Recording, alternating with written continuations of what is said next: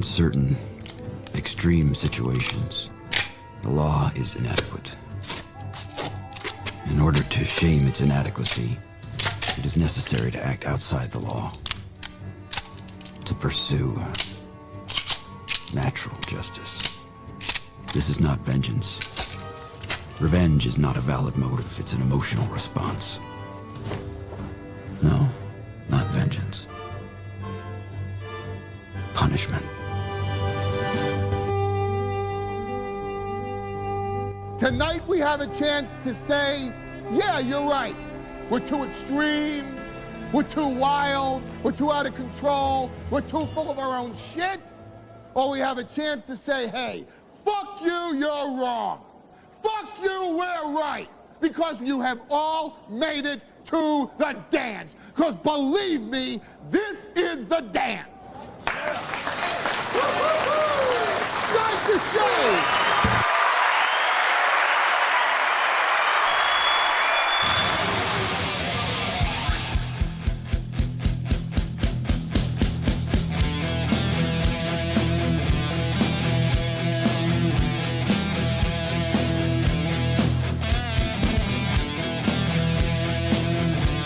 Hi, everybody. Good evening. Welcome. The final evening show of the week. It's evening show Thursday morning and then Rumble Friday. How you doing? Welcome to the program. Good to have you. Why does it have to go right to MSO says, what kind of fag shirt are we going to have on tonight? Same shirt as this morning. I've been very busy this week. I've had a lot of stuff to do, what with the deck staining and then moving everything back on the deck. And then, now I have a lawn that needs to be mowed, but it's been raining all goddamn day. It's, got to give Gordy his attention. Got to talk to SP throughout the day. I brighten people's day. What can I tell you? It's been a busy day, so I have the same shirt on. It saves me laundry. On an average day, I'll go through 3 outfits. And I get it, that's gay, but I'll go through about 3 different outfits because I've got the one I put on in the morning for the morning show, and then I'll go to the gym and I'll put something on for that. Haven't been able to make it today with all the outdoorsy shit. Then tomorrow is kids, and then kids, and then kids the next day, and then kids the next day. So probably going to be kind of a fat bag of shit this week. Point is, I usually wear 3 outfits a day. Morning show, gym or golf course, evening show. I haven't even made it out to the golf course this week. By the way, thank you to the people who signed up for the golf event today. Hopefully we see a few more of those before next Sunday. It would be great to see you out there. Then you could prove my ass wrong about this whole doing a golf event deal. We've also, the people claiming their VIP tickets for the anniversary show, thank you for picking those up this week. I hope you guys continue to do that sooner rather than later so we have an accurate count. We make sure that nobody gets left standing on next Saturday. And then Gino and Keanu will be here, and it'll be a gay old time, I suppose. So I'm starting to feel a little bit of the pinch of it. I'm starting to feel a little bit of the rush and getting everything ready. And, next week I'm going to clean the house and get ready for my guests and everything else. Just a time. It's just a time to be alive. We've got great shows coming for you, though. The other thing that's got me running around like crazy, we've got goals again. I hate it. I was pathetic this morning. And, we've had no goals for 3 or 4 weeks, and it's been one of those things where I, forgot what they were like. And then this morning, we started off so hot, and I'm like, yeah, fuck this. Goals are gay. We got this shit. And then I remembered, oh, yeah, that's right. From 7:30 to 9:30, nobody gives me any money. From 6 to 7:30, crazy. From 7:30 to 9:30, nobody gives a fuck. And then from 10 to 10:30, they torture me slowly with the rest of it. That's what happened today, and I looked like a pathetic little worm boy. Oh, yes, I did. Oh, yes, I did. So don't make me a pathetic little worm boy. Let's have a nice show tonight. Throw gobs of money at the toe. We're 60 members over on Rumble, away from 300. That would give us 800 members total on the 2 of the 5 platforms. So just go ahead, be irresponsible. You see the numbers there. Gray Duckling in first place with $150.01. Average Plumber with $101. David at $50. Miss Tay at $50. And then in the cuck chair, I believe, is Ann Fake. Yes, Anna Fake with $49. Red Fox Mad starting us off tonight says, fuck all of the haters. This is the best radio show on the planet. I love Aaron and this show. Everyone shook the toe. Some money. Follow me. I like that. And then Vidam follows him with $5. What a great start. He says, when is Gino and Keanu coming to town? Is there a meet and greet leading up to the weekend and the anniversary show? I hear there is going to be Naked Twister at the golf tournament. I'm not going to have Naked Twister at a golf outing. Thank you. Roots Calhoun, calling his shot like Babe Ruth, says, I'm going to bang Keanu in Stoney's bathroom. You know what? I mean, I don't think Gino would appreciate that. Let's be very honest. I don't think Keanu would appreciate that. But there's something about a man with goals. You know, there's something about a man, taking the bat, pointing it to that left center field fence and going, let's do it. Let's fucking throw the fucking pitch. Let's see what I do with it. I like a man who steps up to the plate. Numero uno, Josh Denny fan with $10 says, death to the morning show, evening show supremacy. That's true. You guys have to establish your dominance over those morning fuckers. 17 number, thank you very much. And again, 60 gifted memberships away from 300 over on Rumble. So thank you very much. Eric Cartman says, I might give my ticket away. I can't be doing with those 2 fuckers on a golf course. Kiki saying bing, bing, bing on every shot.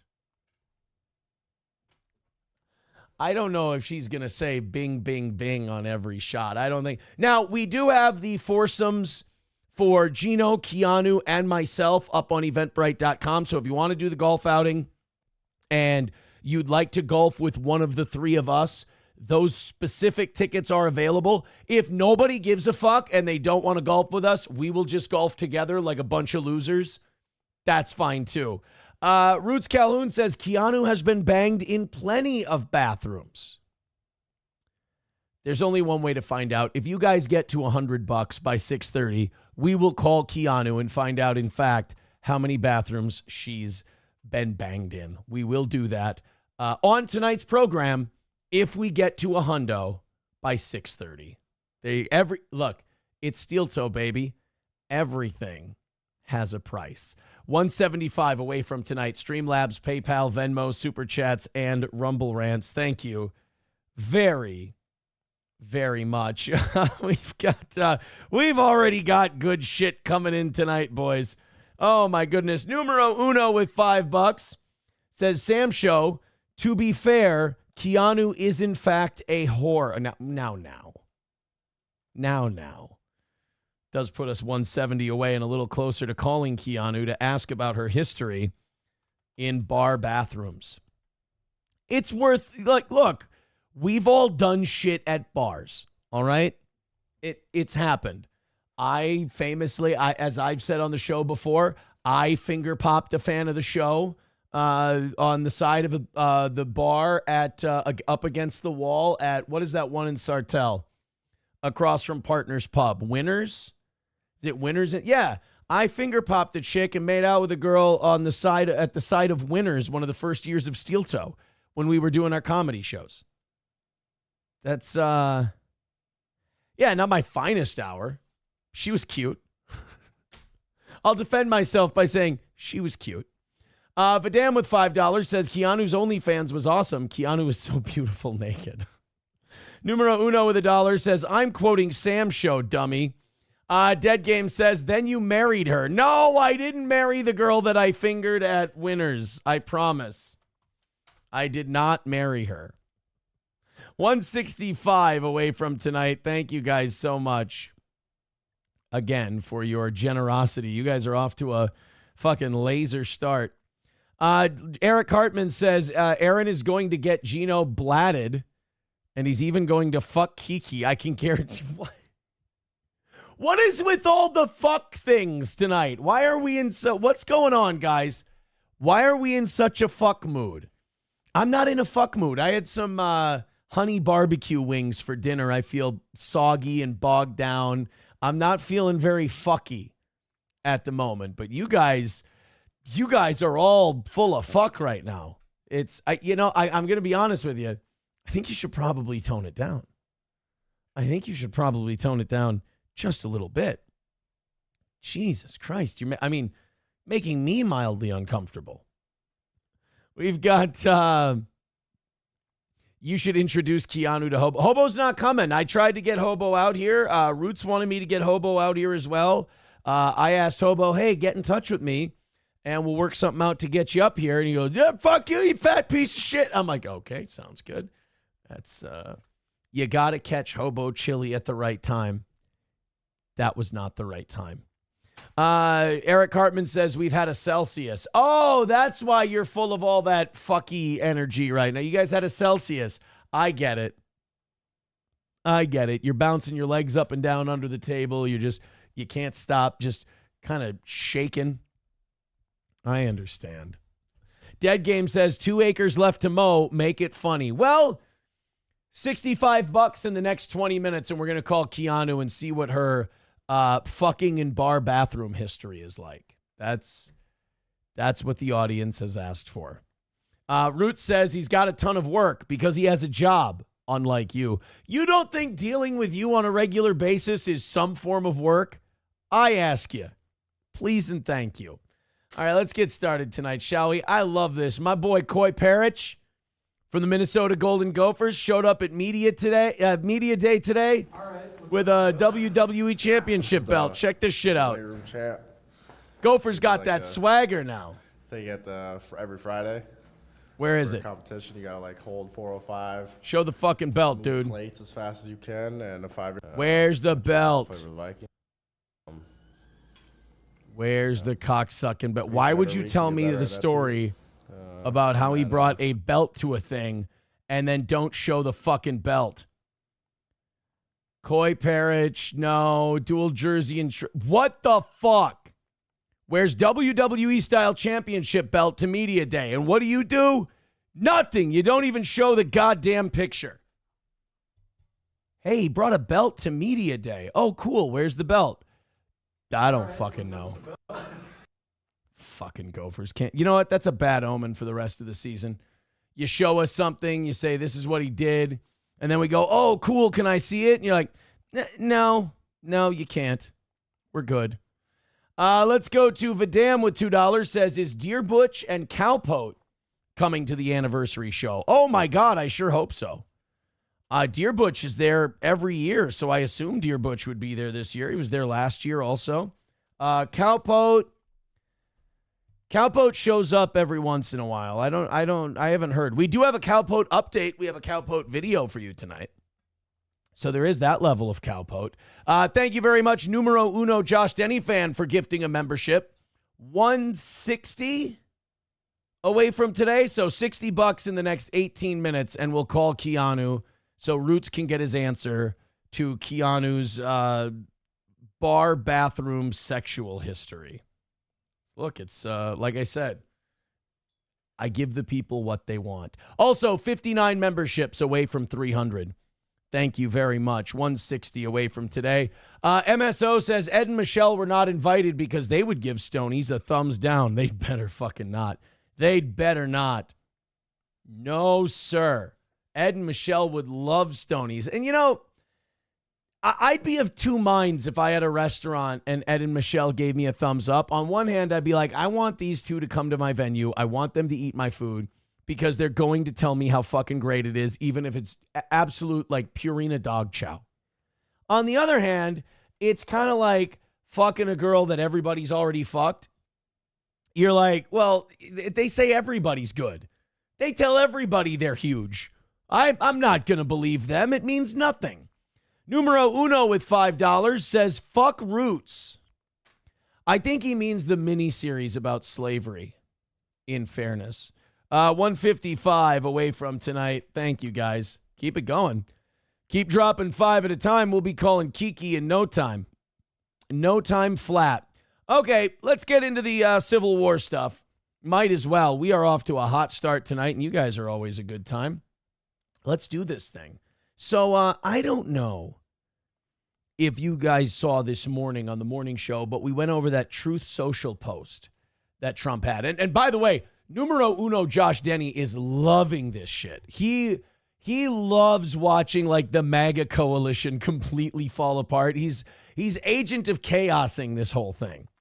And this morning, numero uno Josh Denny fan was like, did you see it? Did you see it? Did you see everybody losing their shit? Did you see everybody losing their mind? So Donald Trump made a Truth Social post today where he basically told all of us who give a shit about the Epstein stuff to go fuck ourselves. Like it was, hey, you're not real. Like he did that brainwashing cult leader shit where he's like, you're not real MAGA if you don't think I'm the fucking shit. If you think this Epstein stuff is a real thing, then you're a Hillary person. You're falling for a fake story from Obama and Comey. You're a Kamala Harris fan, like just calling us gay and, all that shit. And the reason I say us is because I think everybody who watches this show wanted to see the Epstein files, does believe that that Jeffrey Epstein ran a pedophile ring, used it, was an agent of Mossad and maybe the CIA as well, used it to blackmail our world leaders and our titans of industry.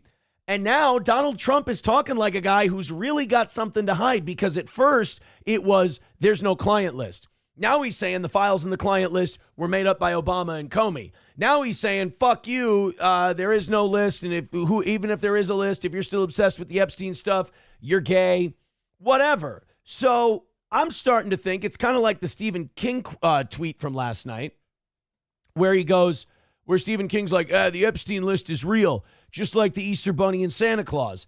And I'm like, okay, you were part of it. You're guilty. And that's kind of how I'm feeling about Trump today. I'm like, you're in those files way more than you thought, and that's why you guys are hiding them. It ain't because nothing happened. By the way, numero uno Josh Denny fan says, call Keanu and berate her for stupidly not having a Rumble to simulcast for her Ashley show. I will do that. Numero uno with $5 says, fuck Elon and fuck Neil Mohan. Who's that guy who was over Trump's shoulder today? Or yesterday or whatever it was when he was talking about the Epstein thing, the guy who was like Epstein's neighbor. Epstein's neighbor. And he runs that giant hedge fund, that giant multinational corporation. And now he's our commerce secretary. You know, that oligarch that Trump put in charge of our business. That guy was behind him laughing his fucking balls off because he knows they got away with some shit. Howard Lutnick. Thank you, Bappa Shab. Howard Lutnick. God, it's hard to, it's hard to not notice trends. Walter with $20. Thank you, buddy. We want the gold, sucker. Hulk Hogan, we coming for you, nigga. Walter with $20 says, for the goal. Thank you very much, Walter. Appreciate it. Now that means, that plus numero uno Josh Denny fan means we're down to 120 for tonight. Numero uno with $10. Now that's 10, 20, 25, 30, 35, 40, 45. 5 more, and I believe numero uno's in the cuck chair. He says, make sure to have her tell Gino that he's useless and would be better as an abortion. Oh, my God. 120 away from tonight. 20 more bucks in the next 12 minutes, and we'll call Keanu and ask her about Roots' inquiry about bar bathrooms. Look, I keep my promises. That's all I'm saying. So Trump comes out. He does that Truth Social post. And now that's got everybody in the MAGA world jumping all over the place. And you can definitely tell whose side everyone's on based on what they're talking about. Alex Jones talking about Marjorie Taylor Greene, Thomas Massey wanting to release the Epstein files, all that stuff. Charlie Kirk Charlie Kirk, to his credit today, basically went on his show and he asked the Trump administration, what the fuck are you guys doing? Why are you guys doing this? This is such bad communication on the Epstein shit. So I'm not going to give Charlie Kirk too much shit tonight, even though he seems to be kind of arguing with himself every day. The fact that he's calling out Trump, that's a big step for him. You got to grade these people on a curve. So Charlie Kirk came out even and said, I think Charlie's getting a lot of shit from his audience for being like, I trust my friends in government. And then he got kind of a lot of shit for that, and he went, "Oh fuck, never mind. No, I didn't mean that. I didn't mean I trust my friends in government. I meant fuck the government. I'm one of you guys." Ben Shapiro today, his title, all about the auto pen scandal. Oh man, he was talking about the auto pen scandal today because that's the more important one. Now, we talked about auto pen a little bit today, but when that Trump Truth Social thing came out, fuck the auto pen. Let's talk about this. So you kind of see this civil war, this rift in the MAGA coalition, and it's really, really interesting to watch. I got to get to all these people throwing money at the toe. Oh, my God. Miss Tay with 5 gifted memberships. We want the gold, sucker. Hulk Hogan, we coming for you, nigga. Oh, my goodness. And numero uno, Josh Denny fan with $20. Thank you, pal. We're down to 80 and 54. $80 away from the goal. 54 members away from 300. Numero uno says, forget Roots, call Keanu and make sure to announce calling people on air is your bit, and Chad Zumock can go fuck himself till he pays back the Deathpool. Wow. What did I miss? What's going on with the Deathpool? Someone fill me in. We got to update. I'll tell you what we have to update. Miss Tay is now at 75. She has eclipsed David for third place at $75.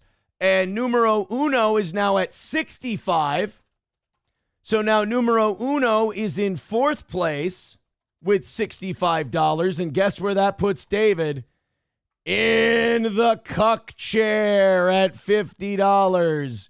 Anna Fake at 49 falls out of the cuck chair for David to fall right into it. There we go. Oh my God. And now $80 away from tonight's goal. Thank you. So now we got to call Keanu. We have to call Keanu tonight. Oh my goodness. And we're only $80 away from the goal. And we got over 2 hours left in the show. Holy shit, you guys. You know how numero uno said he wanted to show the morning crowd that they fucking stink and the evening's way better? This is what he was talking about. This is also what Red Bar was talking about too. When he was praising the toe and shitting on all these other shows, he's like, all you shows, you just sit there and take donations. You're fucking greedy. You take them. You have a goal too, but it's just more and more and more, you greedy fuckers. He goes, at least Steel Toe lists a goal, takes that much. That's it. Here's our goal. Boom. That's it. Put it away. And then if you go over that goal, that's just going towards tomorrow's goal. I appreciate that Red Bar, you know, the higher IQ people get it. And Red Bar is a higher IQ guy than the Dabbleverse and all those people. So the fact that Red Bar understood it and Red Bar got it just shows we're on the right track here on the toe. $5 from Vidam says, I hope my beautiful Crunchy is at the anniversary show. I'm hoping to get some action behind the bar. I love my baby Crunchy. Wow. So Roots is going to fuck Keanu in the bathroom. Vidam is going to make out with Crunchy behind the bar. Cheetos, just want to let you in on that. People are going to be trying to, I don't know, make out with people behind the bar. And apparently Crunchy, Vidam, I hope you're tall. I hope you're tall. Thank you, buddy. $10 from numero uno says Chad Zumock is a thief and KB is an accomplice. No one will hold this criminal fuck's feet to the fire. Boycott Zumock. Anyone not actively attacking him is complicit. $70 away from tonight. And numero uno, I think, is has he hopped over Miss Tay? Well, he's tied with Miss Tay at this point for $75. So they're right there. 70 away from tonight. So Should we do all of this Trump stuff? Because we got Alex Jones, we got Ben Shapiro yelling at Tucker Carlson. We've got some mega Civil War shit tonight that we got to talk about. Do you want me to just do this Keanu phone call that you guys paid for first? And then I don't want to start the mega shit, the mega Civil War shit that I know numero uno is going to love, then break it up with a phone call, then go to Cowpot and then all that other shit. Let's just, let's do this now. Let's call Keanu and just, let her know that people are wondering things. People are asking questions, and it's okay to ask questions. And thank you, Miss Tay, Walter, and Numero Uno, and Vidam for being so generous this evening. Thank you. One sec, Aaron. Well, hello, Aaron. Hi, I have my big radio voice on, so you know I'm doing a show. Yes. So you're not going to like the reason we're calling. Oh, boy. The reason I'm calling is because Roots Calhoun said something very, very perverted about you. Untoward? You don't say. Vidam said something very perverted about you. And then they said, well, you need to call Keanu and ask her about this. And I said, well, if you guys pay a shitload of money, I will. And they paid a shitload of money. So I figured you'd rather hear this from me than just have the internet gossip about it. Oh, believe me. Hit me with it. I don't mind. All right. So Roots, who's a relatively disgusting gentleman from Chicago who will be at the anniversary show. Oh, dear. He kind of, I know you're not a big sports fan, but in baseball, they talk about calling your shot, pointing your bat towards the seats like you're going to hit a home run. My grandpa invented the exploding scoreboard, so I should know. Well, but, there you go. Okay. Sure. Well, Yeah. it's called calling your shot. Roots Calhoun called his shot. And again, I think you'd rather have me bring this right to you than hear it from somebody else.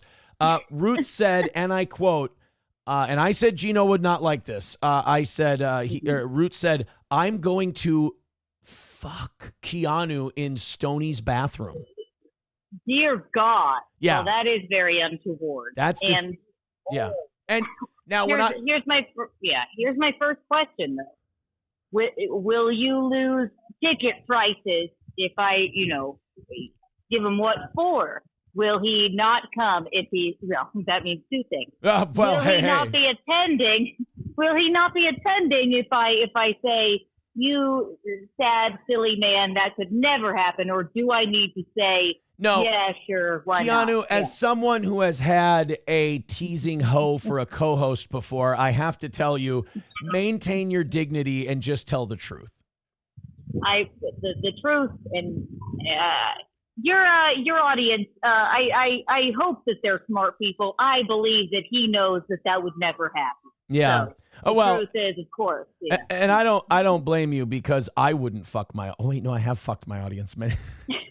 I married someone in my audience. What the fuck am I talking about? Exactly. Oh my God, I married a fan. Well, yeah, look at you, Aaron. My fans are a mess. No. Marriage number 3 will go much better. We'll just, we'll find a super fan this time. So anyway, there you go. So then Roots responded when I said that I said, that's not going to happen. I go, Gino wouldn't like that. I don't think Keanu's down for that sort of thing. I certainly wouldn't like it. And also, what do you think of me that I would lower myself having sex in a bathroom? Well, now, okay. Say Gino wasn't around. Yeah. My God. Well, Keanu, that's where the second part of this phone call comes in. Okay, here we go. Roots then theorized, and again, I hope you appreciate me calling you and giving you a chance to respond to this. Roots said, I bet Keanu's fucked in a lot of bar bathrooms. Okay, I'll tell him the truth. I have had sex in, let me count back, carry the 2, 19, 11 to 12, 1, 2. I believe I've had sex in just two bar bathrooms in my 32 years of life. Okay? And these are long ago. Yeah. So just only 2 that come to memory. All right. At least I'm honest. I'm going to say this.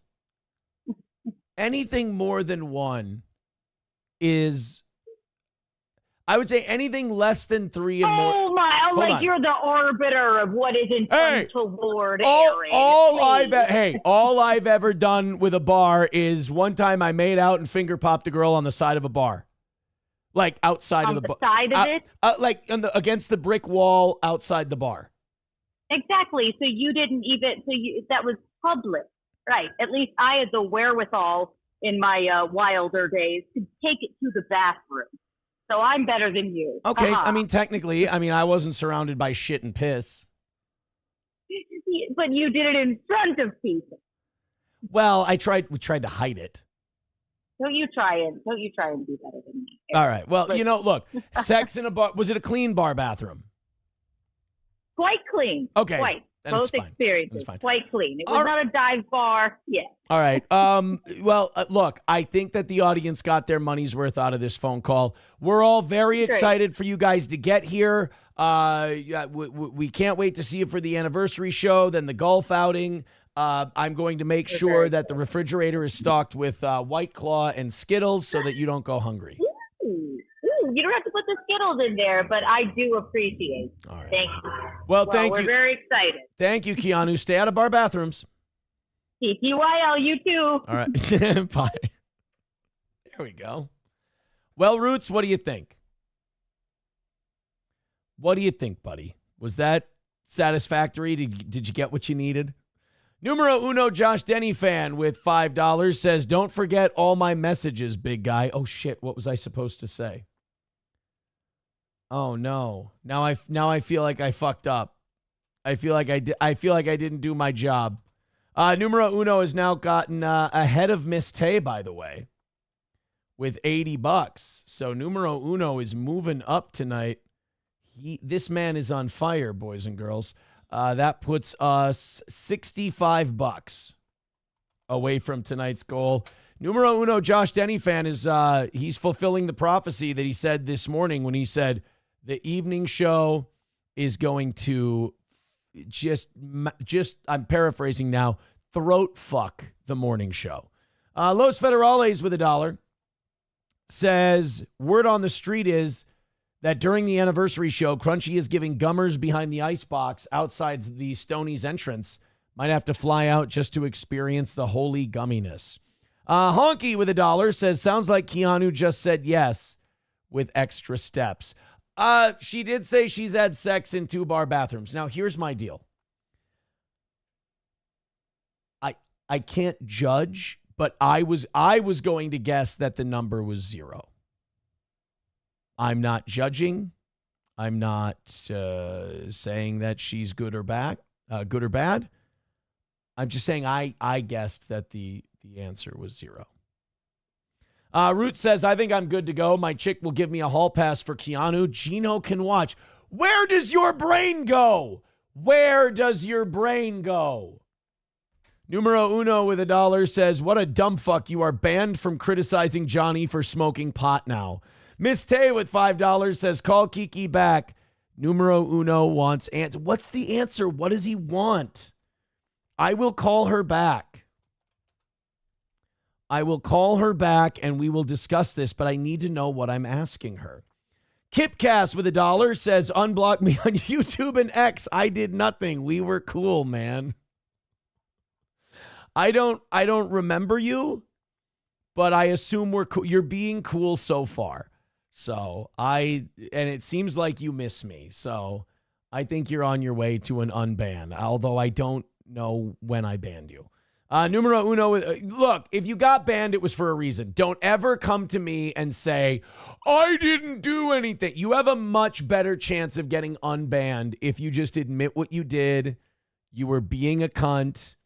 That would be way better than going, but I didn't do anything. That's horseshit. Be a man. Don't be a pimp. Numero uno says, you should buy Johnny an eighth of whatever the finest marijuana he wants.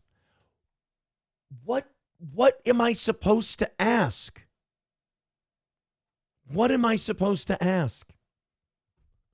Crunchy with $5 says, the fuck did I do? And I have teeth. Thank you very much. Yeah, Crunchy, Vidam really is into you. So I don't know what your thoughts are on that. But the audience is really fucking horny today. I can't explain it. I don't know what it's all about. They're horny as hoot owls, and Vidam has his sights set on you. So I don't know what to tell you. $1 from Numero Uno says the retards need you to explicitly state that you know Red Bar is fucking around with you. Oh, God. Do these dipshit morons... I'm so much higher above these... and so are you, Numero Uno. Do these people not understand that if you go, oh, yeah, you know Red Bar's fucking around, that kind of ruins the whole point of the fucking bit? Who is the dumb motherfucker who's like, Aaron, that's not exactly what he said? Oh, my God. It's honestly, it's like daycaring for retarded kids. Actually, you know what? I'm sure they're very nice to be around. Do you know what I mean, though, Numero Uno? It's like, Aaron, come on, admit that you're fucking around. I thought it was implied by the fact that we're doing a show. Jesus. Numero Uno with $1 says, if only there was a way to see previous Rumble rants. Oh, no. Vidam with the $5 says, Crunchy is so beautiful. She's awesome at sex.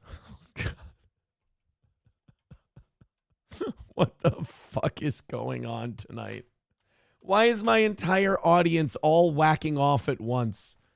All right, Numero Uno wants me to call Keanu again and see what I'm supposed to ask. Oh, the Rumble question. I'm sorry, Numero Uno.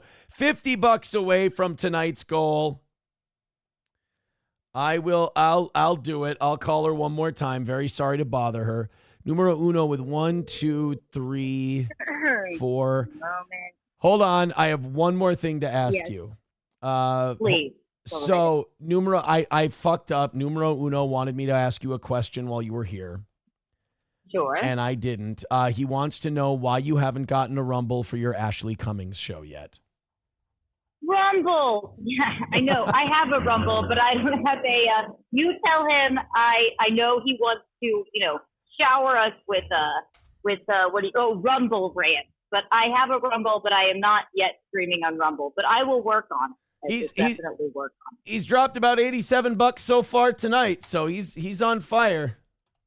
All right. Well, we're live at 9 p.m. So if I can get it done, I will get it done. That would be, boys and girls, that would be 9 p.m. Eastern time. Remind me to tell you, I was just listening back to when you called me the first time. Remind me to tell you a funny story about Gino, Eugene and I, my dearest husband, and a bathroom. But I'll save that for another day. For the last time, I don't want to hear any more about Gino's cock and balls. You're going to love it. Don't you worry. All right. You're just going to love it, Eric. I'm excited for it. Thank you very much, Keanu, for the time. See you soon. TTYL. Bye. I don't know what I hate more, TTYL or Bing Bing Bing, but I'm making a list and checking it twice. Miss Tay with $5 says sexy. $1 from Numero Uno says, to be clear, you are also a retard of a different stripe. Fair. $1 from Numero Uno says, Miss Tay wants you to know you're also fat, not just retarded. $1 from Numero Uno says, and the Gino slander. Silverwolf with $1 says, you guys should focus on Crunchy. Leave my move away from Nog's Queen, Miss Tay, alone. Oh shit. Now Silverwolf is into Miss Tay. Miss Tay says, right back at you, baby. Oh, this is getting gross. Ew. You guys are all flirting and like being old and shit at each other. Oh, good. I hate it. $45 away from tonight's goal. Did I think I owe Numero Uno another $2 on there. So he's at 89. It's really hard to keep track of when he does it $2 at a time.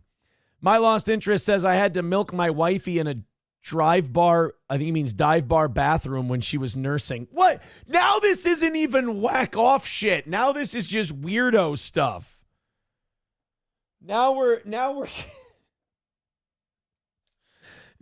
getting all kinds of fucking I'm milking my wife's teeth. I know you don't milk teats like this on a woman, but So you had to pump your... Really, all I wanted to do was talk about the big MAGA Civil War tonight, but I forgot that it's a Wednesday evening shows. And for Wednesday evening shows, that just straight up doesn't happen. Plus, I think Numero Uno and the rest of the audience are on a mission to prove that the morning show ain't shit. And that's why they're delivering us so many dollars, so much money tonight. I think they're trying to throw a fuck you at the morning people. $1 from Numero Uno says, if Keanu is still listening, please let your husband know he would have been better as an abortion. Thanks. Numero Uno with $2 says, Chad Zumock attack. Go. That's 3 more for Numero Uno. He's at 92 tonight. Thanks, buddy. $5 from Vadam. Oh, God. What the fuck is wrong with you guys? Vadam says, if Keanu is down with it, I would take her behind the bar. Cheetos can join in with Crunchy. Keanu and I would bang Keanu. She's beautiful naked, too. How did I get... You know, I used to be the #1 rated radio host in this community. In the last 5 years, I have more mugshots than radio shows. And here we are. 1 radio show... Oh my God. Numero Uno says, where is Zumock? We need a Deathpool explanatory clip. Oh man. 94 from Numero Uno. And now $40 even away from tonight's goal. Thank you guys.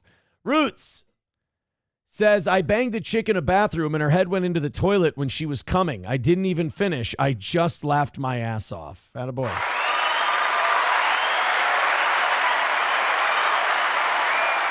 Rusty Grammar with $2 says, Aaron, faggot, I haven't sold any firewood in the last 7 days. What the fuck? And now Miss Tay writes, welcome to This Is Your Life. Pretty much, right? Pretty much. Funeral director becoming a member for 4 months. Says, why is TSN trashing you in recent vids? Look in the news. I don't care. I'm sorry, but if I gave a shit, I think I'd be the gayest, loseriest retard in the place. $5 from Crunchy says, tell Vadam if he pulls my teeth out mid-fuck, he can finish in my throat. He has to dirty talk with a German accent, though. What the fuck is wrong with you guys?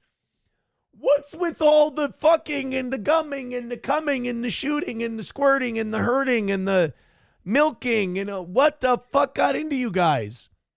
So apparently Crunchy is telling Vadam that she'll blow him and he can blow it in her throat if he talks dirty with a German accent. I've lost complete control of my own program. 35 away from tonight. $5 from Numero Uno says, Zumock, wake up.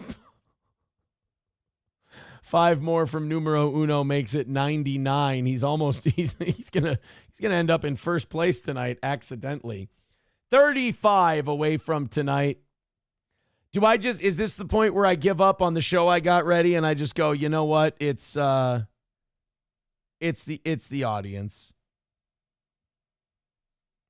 It's the audience is running the show tonight. I was in the bathroom while the breast pumping was going on. I was shitting, a true pump and dump. Thank you. I needed that text message. That was really, really interesting. Silverwolf says, I love this community. 09 Canyon says, fucking Crunchy, I love her. My Lost Interest says, that's hot. That comment gave me a semi-hard-on. Crunchy is alive and well, says Miss Tay, with or without teeth. The fuck is going on here? Oh, my. No, we're not taking calls at the moment. Jesus. Oh, actually, you know what? You know what? I can call him back. What the actual fuck is happening tonight? This audience needs Jesus. Right? Gray Duckling with $5 says, Crunchy, you're a piece of shit. I offered you clubs to play golf, and you had plans. Oh, Gray Duckling tried to ask Crunchy out on a golf date, and she told him to get fucked. Oh, what's this world coming to? $5 from Gray, $30 away from tonight's goal. Thank you, guys. You're fulfilling the prophecy of showing the morning they ain't shit. Hulkamasha Baby says Vidam's going to penetrate Crunchy harder than the Nazis hit Poland. Kip says, I used to have a running ROTC did it first gag with Aaron. Well, then let's keep it up, buddy. What the fuck is going on? Like, why do I always end up with, like, girlfriend? Why do I end up with ex-girlfriends with, like, fans of this show? It's like, yeah, Aaron and I used to take long walks during the show together and do special bits that were just ours. That's fine. We can still do those. That's okay. Kip Cass says he remembers me. Okay, I remember you, buddy. We're fine. Numero Uno with $1 says this is a Chad Zumock Deathpool attack show now. $100 from Numero Uno. And he's now closing in on the second place over Average Plumber. Thank you, buddy. And you guys are $30 away from calling it a win tonight. Thank you. And 54 memberships away from 300 on Rumble. Oh, so horny with $5 says I saw Megamind. Oh, you saw the movie Megamind for the first time last night and thought of you. Oh, thanks. Zesty Taco Paco with 5 gifted memberships on YouTube. Thank you very much, buddy. Throw that man a Hulkster for his efforts. We want the gold, sucker. Hulk Hogan, we coming for you, nigga. I've lost complete control of my own program. $15 away from tonight's goal. Thank you very much. Oh, $15 away from another win for the toe and a perfect week of evening shows. You know what would really fuck up that morning crowd is if you knocked down a bunch of their goal for tomorrow. Oh, I bet they would hate that. Numero Uno Josh Denny fan with $1 says Deathpool scam. All right, hold on. Hold on a minute. Let's update. We got Numero Uno now at 101. He's tied with Average Plumber. Funeral Director with $2. Says Shuli very rude for using mean pic of you. Free Palestine. Well, Shuli's people can be like that, as we've seen.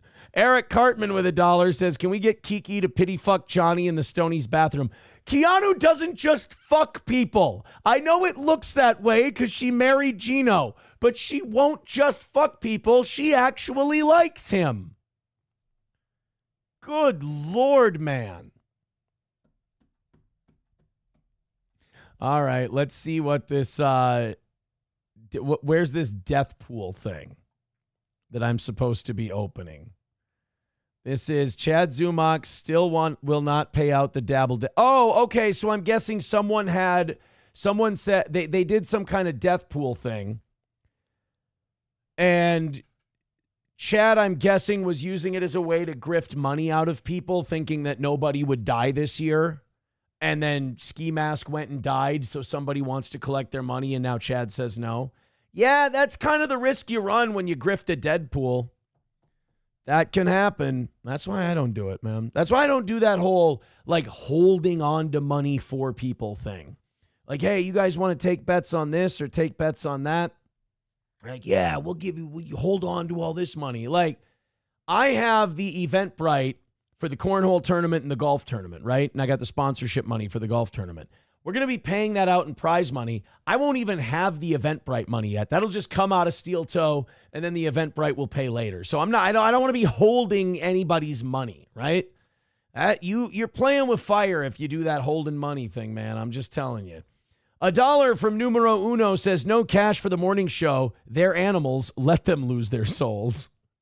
Numero Uno with $1 says, Keanu won't just fuck people anymore, allegedly. Well, I'm sure like the rest of us, she had fun. Honky says, you've got 2 mugshots, man. That's enough proof Keanu fucks people. Gray Duckling with $5 says, oh, in that case, can I get a refund for the tournament? No, I need that money. That tournament is a fucking bustaroony until more of you sign up for it. You guys got a way better shot of getting in first place at least. Huh? $10 away from tonight's goal. Thank you guys very much. All right. Miss Tay says Ski Mask was very inconsiderate just dying like that. Some people will do anything to fuck Chad over. That's true. That was really shitty of Ski Mask to just go and die like that and fuck Chad over. My Lost Interest says maybe Keanu would get pregnant and have a baby so I could milk her in the men's bathroom. I would be very gentle unless she likes it rough. What happened? We used to be a proper show. What has the first, we need to dedicate like some therapeutic time to like the next, the last 45 minutes of this program. It's gotten, I hope you don't mind me saying, it's been weird. And you guys are making me more and more uncomfortable every time I go to the chat. $10 away from tonight. Thank you very much. And numero uno is now in second place at 103. Let's put him in there. Numero uno, 103. Average Plumber now in third at 101. Miss Tay at 80, or in fourth with 80. And the cuck chair is David with 50. Thanks, guys. All right, let's see this Zumock clip. Let's take a look-see at this Deadpool controversy they're talking about. Chad, it's Steve. Listen, you owe me $500. No, I don't. I had ski mask in the Deathpool, and I want my money, and I want it now. Everybody does. I don't give a shit about other people. I had ski Everybody mask wants it. in your Deathpool. It was ruined. They ruined Look it. You guys all ruined it. Look up my name. Steve is at the top of the list. How did they? I'm confused. How did they ruin it? So I don't know anything about any of this shit. I'm so far out of the loop. So I'm guessing the easiest way to explain this is Chad had a Deadpool. He had odds on people. Those odds ended up being like Ski Mask, 7-1, let's say. Somebody put like $5 on Ski Mask and now they want $35, something like that. They want to get paid out for the Ski Mask thing.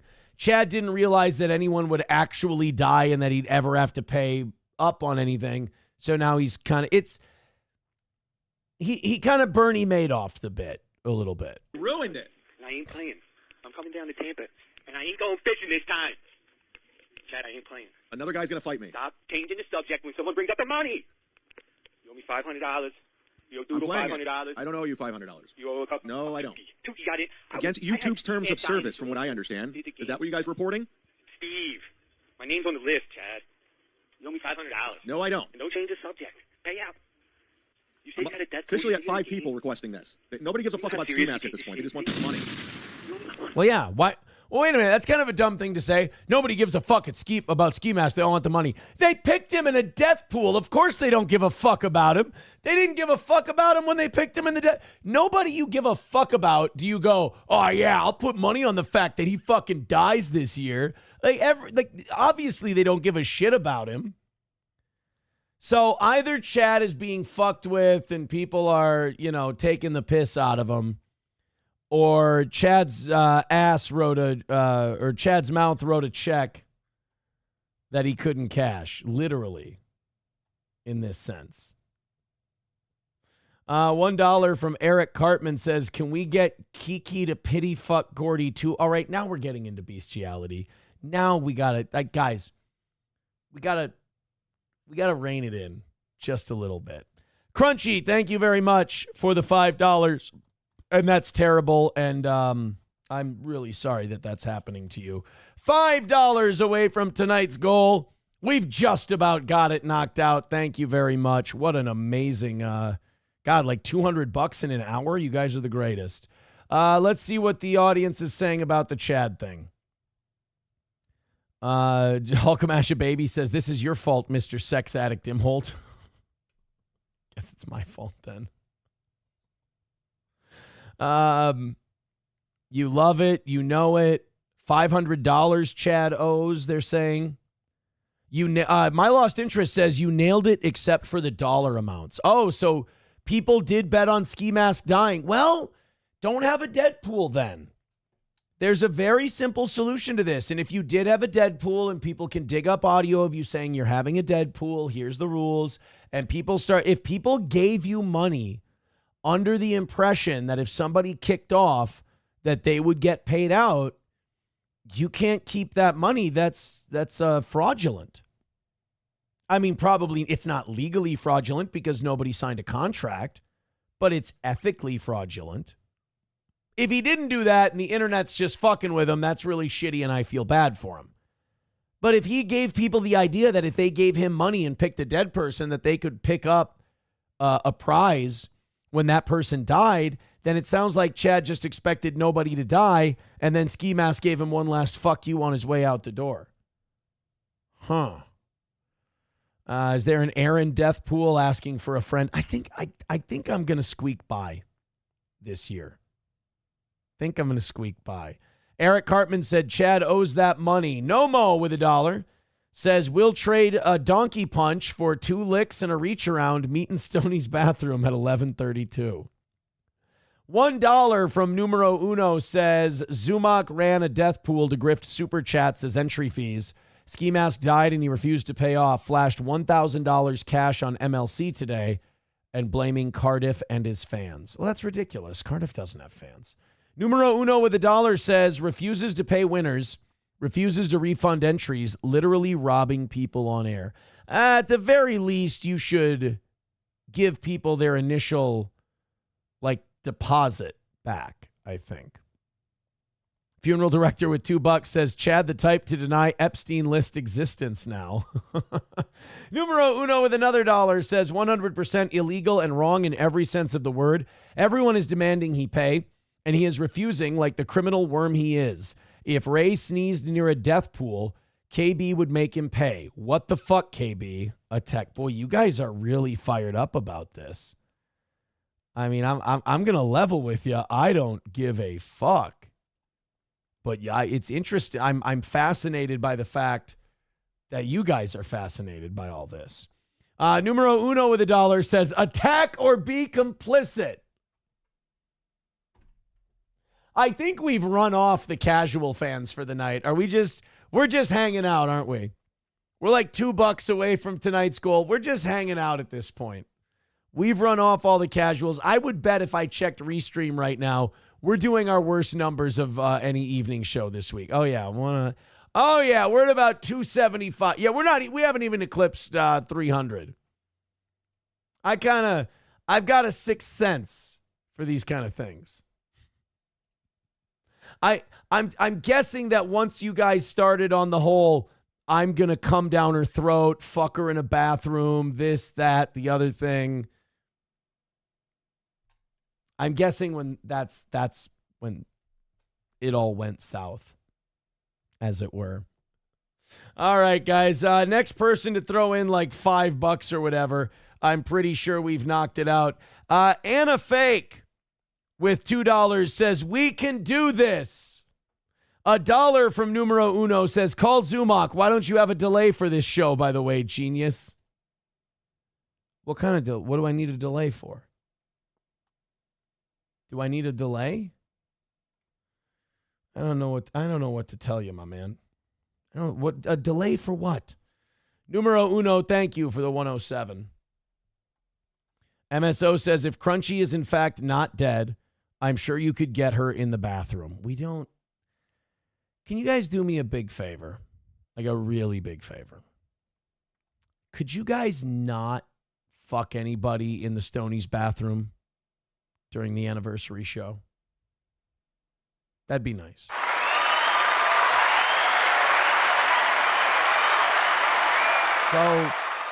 Just go fuck somewhere else.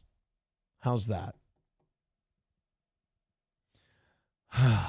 All right, guys, off we go. Can we do a show now? For the audience that's left, can we do a show? Silverwolf with $1 says worst numbers this week, but hitting the goal. Clearly better show. Hey, there we go. That's the spirit. You guys, I will admit, you guys have been fun tonight. Go fuck on Aaron's hood. No, don't go fuck on my hood. Root says, can I get Crunchy and Keanu in the bathroom at the same time? I won't say a fucking word about it.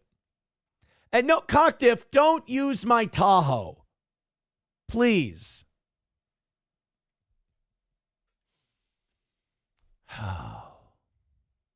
We're all going to behave ourselves. We're going to have a few drinks. It's going to be a nice night. Everyone's going to have fun. Nobody's going to fuck on my car. Nobody's going to fuck in the bathroom. Everyone's going to fuck at their own house or in their own hotel room. How does that sound? Should we do that? Silverwolf says, I'm going to get a magnet that says caution, wide load, and slap it on your Tahoe. Thanks. Root says, I'm going to do something perverted there. You have my word on it. No, numero uno, do not put phone numbers up there. Oh, that's his drunk line. Okay, thank you for the $2. Numero uno. He's at 109. Numero uno, $1 or $2 at a time is going to end up in first place by the end of the night. Thank you, buddy. All right, guys, that means we have officially hit tonight's goal. Thank you very much. But I'm afraid I've got some bad news. All right. Now every dollar you guys throw at us is going towards the morning people. Just letting you know. Taste Fairy Ialto says, somewhere uncomfortable, like the back of a Volkswagen. Hey, Mallrats reference. Eric Cartman says, all round to Aaron's house for orgy after Stone. We're not having an orgy after Stonies. Thank you. It seems weird to go to an Alex Jones Epstein clip after all this, but here we are. Numero uno with another $2 says, launch Zumock attack. I don't care. The Deadpool thing, man, that sounds like your passion. That's great. It's not that interesting to me. I'm sorry. It's just not that interesting. But thank you. Root says, all I got's my word and my balls are going to end up in somebody's mouth or Aaron's Tahoe. Thanks. Somebody says, sounds like a monkeypox outbreak at Stoney's. MSO says, after party at Aaron's. That's what I heard. Nope. No siree, Bob. As all my boomer uncles used to say. No, Mo, we are not going to christen the deck staining. That is not what we will be doing. No christening the deck staining, my friend. Oh, for fuck's sake. All right. Can we agree? Alex Jones time. Alex Jones time. I think we're ready. Gray Duckling with $5 says, no, I'm a gentleman. I'll take her by the dumpster in a parking lot. Attaboy. Attaboy. Thank you, Gray Duckling. You can tell Gray Duckling's feeling a little bit of the pinch from Numero Uno's rally, so he's up to 160 now. 160 and 1 cent, to be exact. My Lost Interest says, naked twister normally leads to group sex. Eric Cartman says, we can all add our own stain to Aaron's deck. You guys do realize that this is the dumbest fucking show we've done all week. I'm just making sure you're aware. Okay. As long as you're comfortable with it. That's all. On to Alex Jones. So this feels so unnatural. I feel like I should just let this ride. I feel like we should go chat show. Part of me feels like the rest of tonight's show should just go to Rumble and we should do a Rumble Friday, Wednesday night. Because the way you guys have been for the first hour of this show, I can't go and do Alex Jones stuff. I can't do it. I can't transition into, Alex Jones said this about this and Ben Shapiro attacked Tucker Carlson. And it just feels so unnatural. So I almost feel like we should kill YouTube. We should go to Rumble and we should start Rumble Friday link rules at this point. What do you guys think? 1s and 2s. 1 in the chat if you want to go Rumble Friday rules for the rest of the show. 2 in the chat if you just want to keep going the way we've been going. Redbird with $2 says, I think your audience are all closeted homosexuals. I think you might be right. Numero Uno with $1 says, boycott. Anyone not attacking Chad is complicit. Oh, Silver Wolf, Ryan the Garbage Man, Taste Fairy Ialto, all with 1s. MSO with a 2.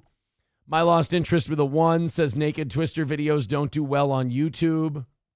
69, 3, 4, 3. A lot of nonconformists in the Steel Toe chat. Should we try to do the Alex Jones thing? You guys are over for tonight. Don't worry about goals or anything like that. It's already been knocked. You guys knocked it out in less than an hour. So I think Numero Uno proved his point about the evening show versus the morning show. But now anything you guys throw in goes to those morning fuckers. Eric Hartman says, Aaron, attack Chad or you're letting your fans down. I think I sufficiently attacked Chad. I said if he's running a Ponzi scheme and a fake Deadpool, that's a really shitty low-life thing to do.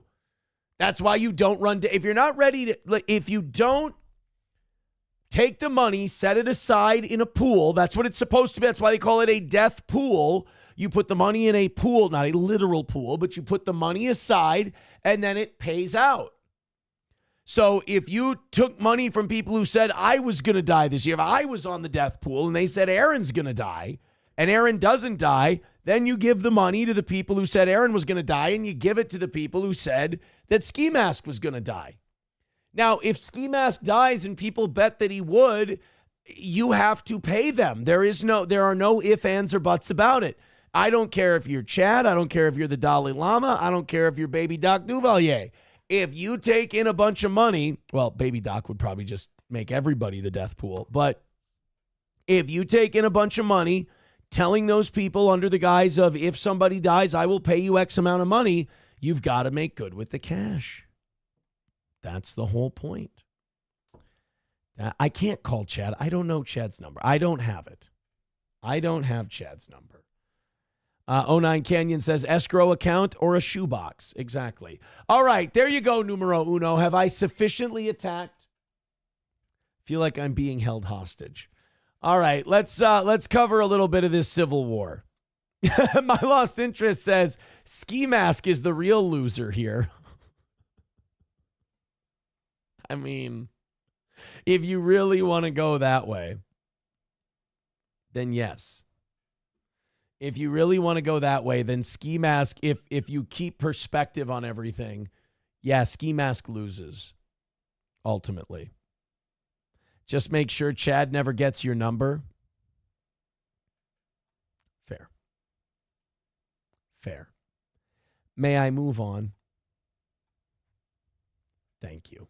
So today, we got about an hour or so left in the show. We can make something out. Oh, the one challenge that's still available is that we are 54 gifted memberships away from 300. That's the only challenge we've still got going. So Alex Jones did his show today, and it was after Donald Trump came out with that Truth Social post where he said, look, if you losers are still obsessed with this Epstein stuff, you're not really MAGA. MAGA isn't about that shit. Blah, blah, blah, blah, blah, blah. Well, I mean, if I believe if Donald Trump loses Alex Jones, it's fucking over.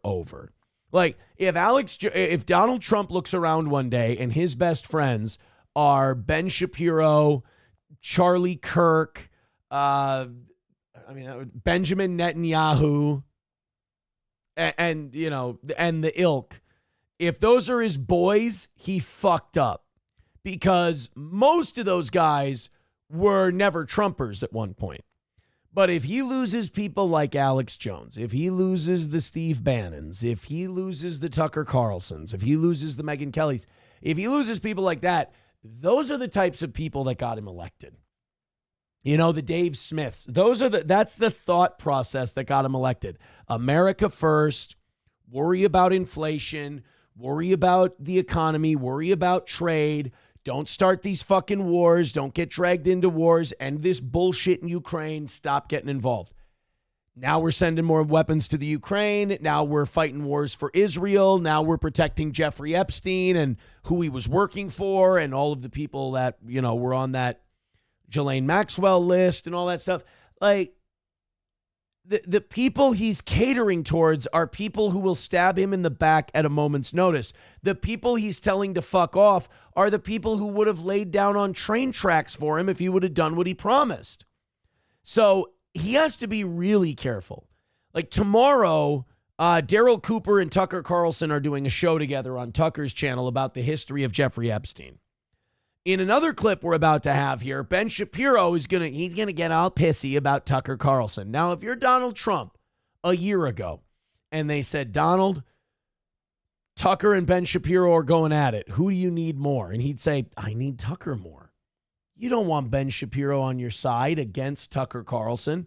But if you lose this guy here, if you lose the angel of mercy, Alex Jones, forget it, man. That's a big chunk of your base. You are excommunicata. You are excommunicated. Well, I said it in the first hour.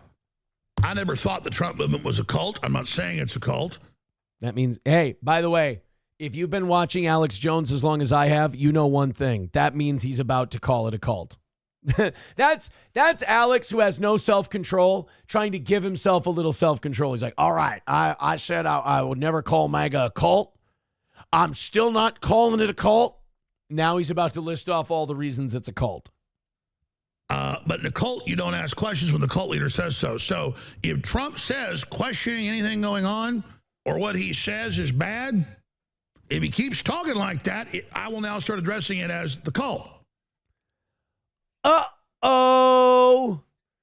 Donald Trump loses that. Donald Trump thought the media was bad. If Alex Jones gets a taste of Trump blood and wants to keep going after it, that's going to be a nightmare for these next 3 years. And I'll say, well, the cult's doing good on the border. The cult's doing good trying to stop war. The cult's doing good on trade. But it's still a cult, and it's doing this, and that. It's bad. So stop it. Did you hear that? I told you. Alex Jones like, I'm not saying it's a cult. I'm not saying he's doing a cult. And then he proceeded to just go, the cult's doing this, the cult's doing that. So that's where we are. Here's the resolution on screen for folks. It's not been given a bill number yet, but it's being co-sponsored and will soon. So that is a big deal. Good job, MTG. And I guess now Trump, if he doesn't back off of this insane self-destruction tour, will now attack the great Marjorie Taylor Greene. Yeah, you know, you can't trust those Democrat dupes that have morals. No, we know the Democrats have the file. We know it's probably full of a bunch of crap and poison pills and bombs. Okay, then just bring it out. Right. Just tell the truth. That's all we want. Yeah. Let us see it. That's the problem. Oh, it's bullshit. It's this. It's bullshit. It's that. All right, let's take a look then. You let us take a look at all the Kennedy stuff. A lot of damning stuff about Mossad and Israel in there. Let us take a look at the Epstein stuff. It's got to be way worse. Got to be way worse if you won't even let us see it. I mean, who's behaving like a Democrat? Are the people who are skeptical of Jeffrey Epstein for good reason, are they behaving like Democrats, Donald? Or are the people who are going, oh, trust me, it's bullshit, you don't want to see it? Who's talking more like a Democrat? No offense, Don, but you're talking to us the way Democrats talk to poor black and Latino people. We already get that. It's like common sense. Oh, there you go. Alex, look, it's not too late for Trump to turn the Alex Jones train around, but this is not a direction you want Alex Jones going in. That's all. You do not want Alex going down this road. And he's right. If they're all bullshit and they're full of poison pills, let us take a look at it. We know what this is. Trump was told how much he's in those files, and then he told his people, don't fucking release them then. Billy Bob Norris says, at this point, I can only ask if the president is on the list. Mr. President, are you on the list? That's the only reason I can think of for keeping the list quiet. I agree. Root says, this is insane. It is. It's fucking crazy that we've got Alex Jones going after Donald Trump. And you know what? Good for Alex, because it shows he's principled. Papa says he's going to start screaming and breaking down in 2 weeks' time and going, I don't know, folks, while slamming his desk. Yeah. Cockdiff says Aaron wants Kamala in there. Not even. Not even. I'm just saying I expect more from Donald Trump. Like, what's wrong with expecting more out of your leaders? What's so bad about going, I voted for this guy, I believed in him, I liked him, so I'm going to hold him to a higher standard. Like, if Kamala was in there and she was doing a bunch of bad, fucked up shit, I would go, yeah, I kind of expected her to do bad, fucked up shit. I mean, that's what I didn't vote for her. I expected that. But if it's Trump, it's like, well, I voted for him because I expected him to do X, Y, and Z. And how are you supposed to get your voice heard if you don't bitch incessantly about things and you don't, if you just let him off the hook for everything, then what's to stop him from just doing more shit that you don't like? My Lost Interest says Trump is screwed. He's 100% on the list and maybe worse. No way he can release that. I still think it's only a matter of time before it gets leaked. I think our best hope at this point now is Elon got a hold of something and maybe Elon can release it. Or Dan Bongino comes out, like he leaves the administration and then he comes out and said, they tried to keep me quiet. Here's what they wanted me to do, so on and so forth. I think those are our best hopes. Otherwise, man, I'm telling you, they really are going to try really hard to just move on from this and hope that we all stop shouting about it. Remember the Las Vegas shooting? We all knew that was bullshit. We all knew the story they were giving us on that was a total bag of shit. And eventually they just ignored us long enough and we went, well, we're tired of banging our head against the brick wall in the Las Vegas shooting. I guess we'll just shut up about it then. The Israelis are getting everything they want from Trump. They will protect him. True. I mean, why do you think Trump all of a sudden gives a fuck about the Benjamin Netanyahu corruption case? Why did Trump do a 180 on Iran trying to get a nuclear weapon and whether or not we bomb them or not? And also in this instance, in this case, how about the fact that Syria had this little like civil war thing going on down at the out east, I think, in their country, and Israel starts bombing one of these rebelling groups in Syria. They start getting involved in this Syrian civil war, and all of a sudden, because they're bombing in this Syrian civil war, they have to push back Benjamin Netanyahu's court hearing and his court appearance on these corruption charges. Fascinating. Yeah, Baba Shab with a great point. Trump made the announcement on the Epstein files the day before Bibi Netanyahu was coming to the White House. They announced it on a Sunday. Bibi was there Monday. Fascinating. There are no coincidences, All right, let's get to the Ben Shapiro part. Thank you guys very much, by the way, for knocking out the goal so early. I appreciate that. I tell you what, if you take care of the morning show's goal tonight, I will skip a morning show tomorrow, and I will do a 4-hour morning show tomorrow night at starting at 6:30. If we do $300 tonight, I will do a 4-hour nighttime show instead of a morning show tomorrow. That's my offer to you for $300. Let's do the Ben Shapiro clip. Ben Shapiro is biting off way more than he can chew. I think what Ben Shapiro ought to do is shut the fuck up about Epstein forever, never talk about it again, take his W. Donald Trump is his bitch. He's in his back pocket because remember, Ben Shapiro claims his allegiance to Israel over America, 100%. I fully believe that if they said, Ben, you can do what's best for Israel or you can do what's best for America, he'd choose what's best for Israel. In fact, he has many times. He cheerleaded the whole Iran thing. So if I were Ben, I'd just sit there and talk about my wonky bullshit boomer politics, and I would leave the Epstein thing alone. I certainly wouldn't tangle with Tucker Carlson because Tucker Carlson is about the most above board, principled guy out there. Whereas Ben Shapiro is one of the biggest gaslighty, brainwashy, twerpy cunt motherfuckers, bad faith arguing pieces of shit you're ever going to see out there. He decided to crack whip with Tucker Carlson on his show today. Oh, and by the way, what was Ben's big topic today?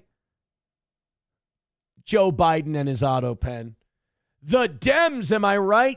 You know what? If this whole Epstein thing proved anything, it proved this. The Democrats are fucking irrelevant. You can leave them alone.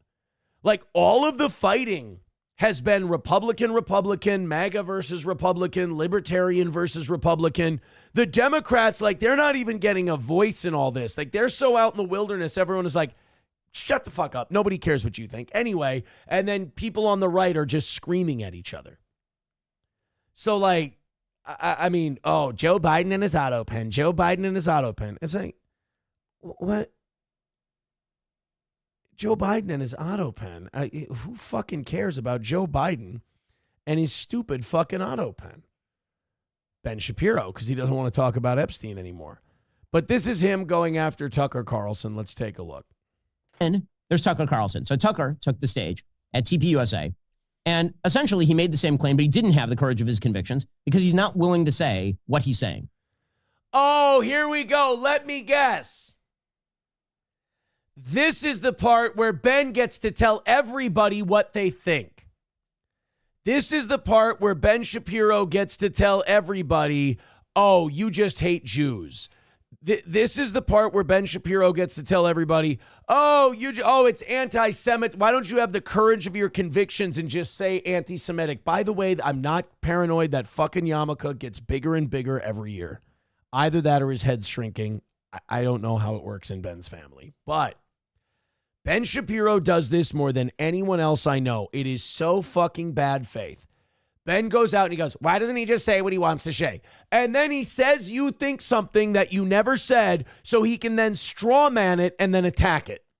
Well, actually, Tucker Carlson just doesn't like Jewish people and he doesn't like Israel. So, Tucker, if you don't like Israel, here's what I say. They're our biggest ally and you can just... It's like, okay, so create a position that Tucker Carlson doesn't have, attack the position that Tucker Carlson doesn't have, and then act all smug like you just own Tucker Carlson. Brilliant. Beautiful.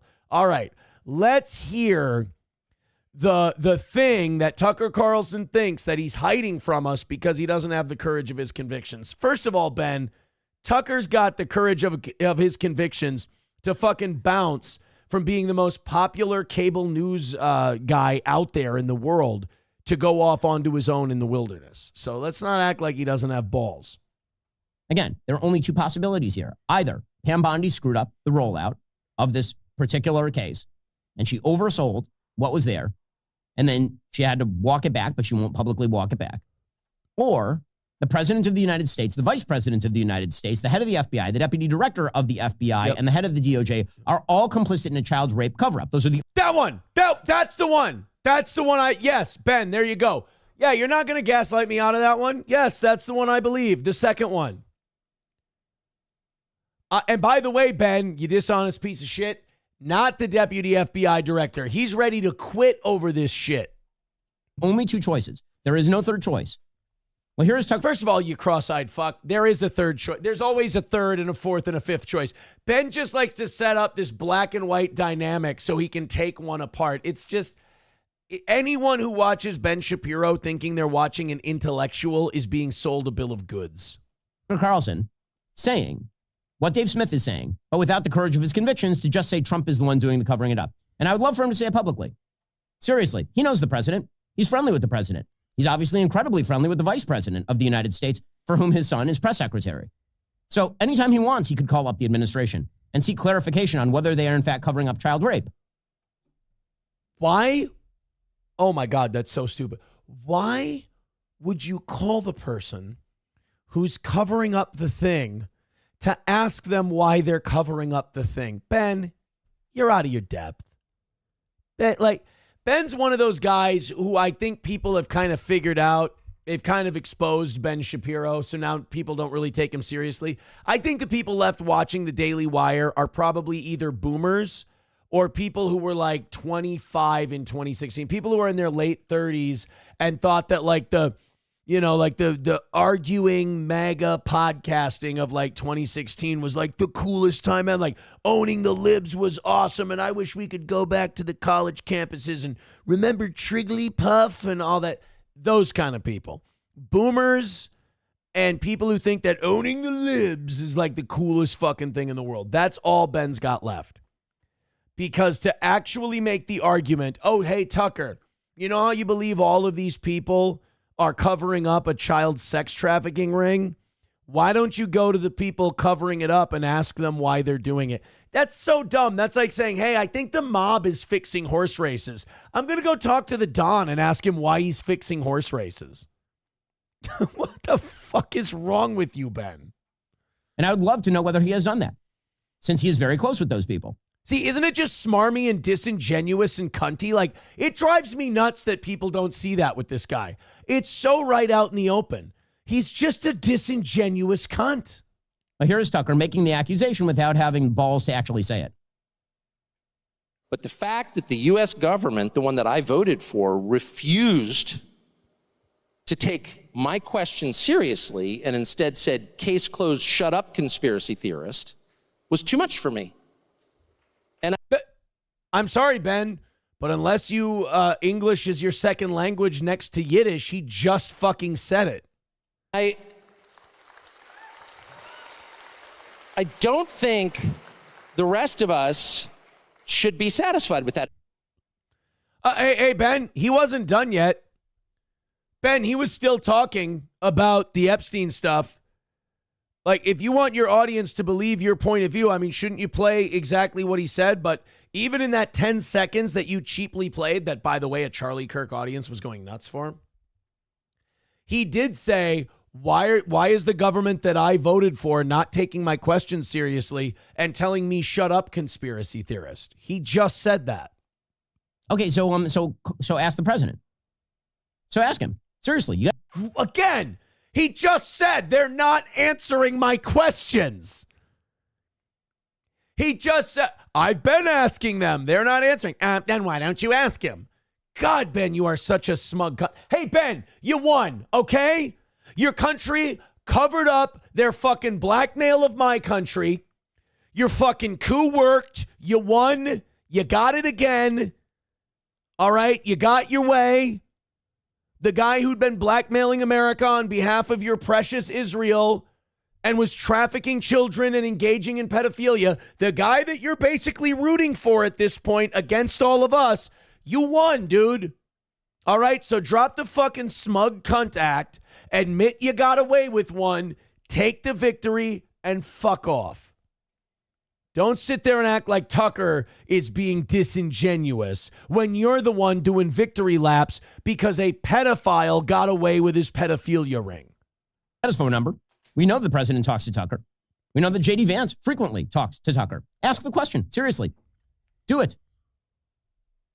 One of the things you'll notice about Tucker, he's very good at sort of speculating about problems without offering any solutions or trying to solve them. So if he really believes, when he says the U.S. government... Are you fucking kidding me? Tucker doesn't offer solutions. Tucker doesn't have ideas.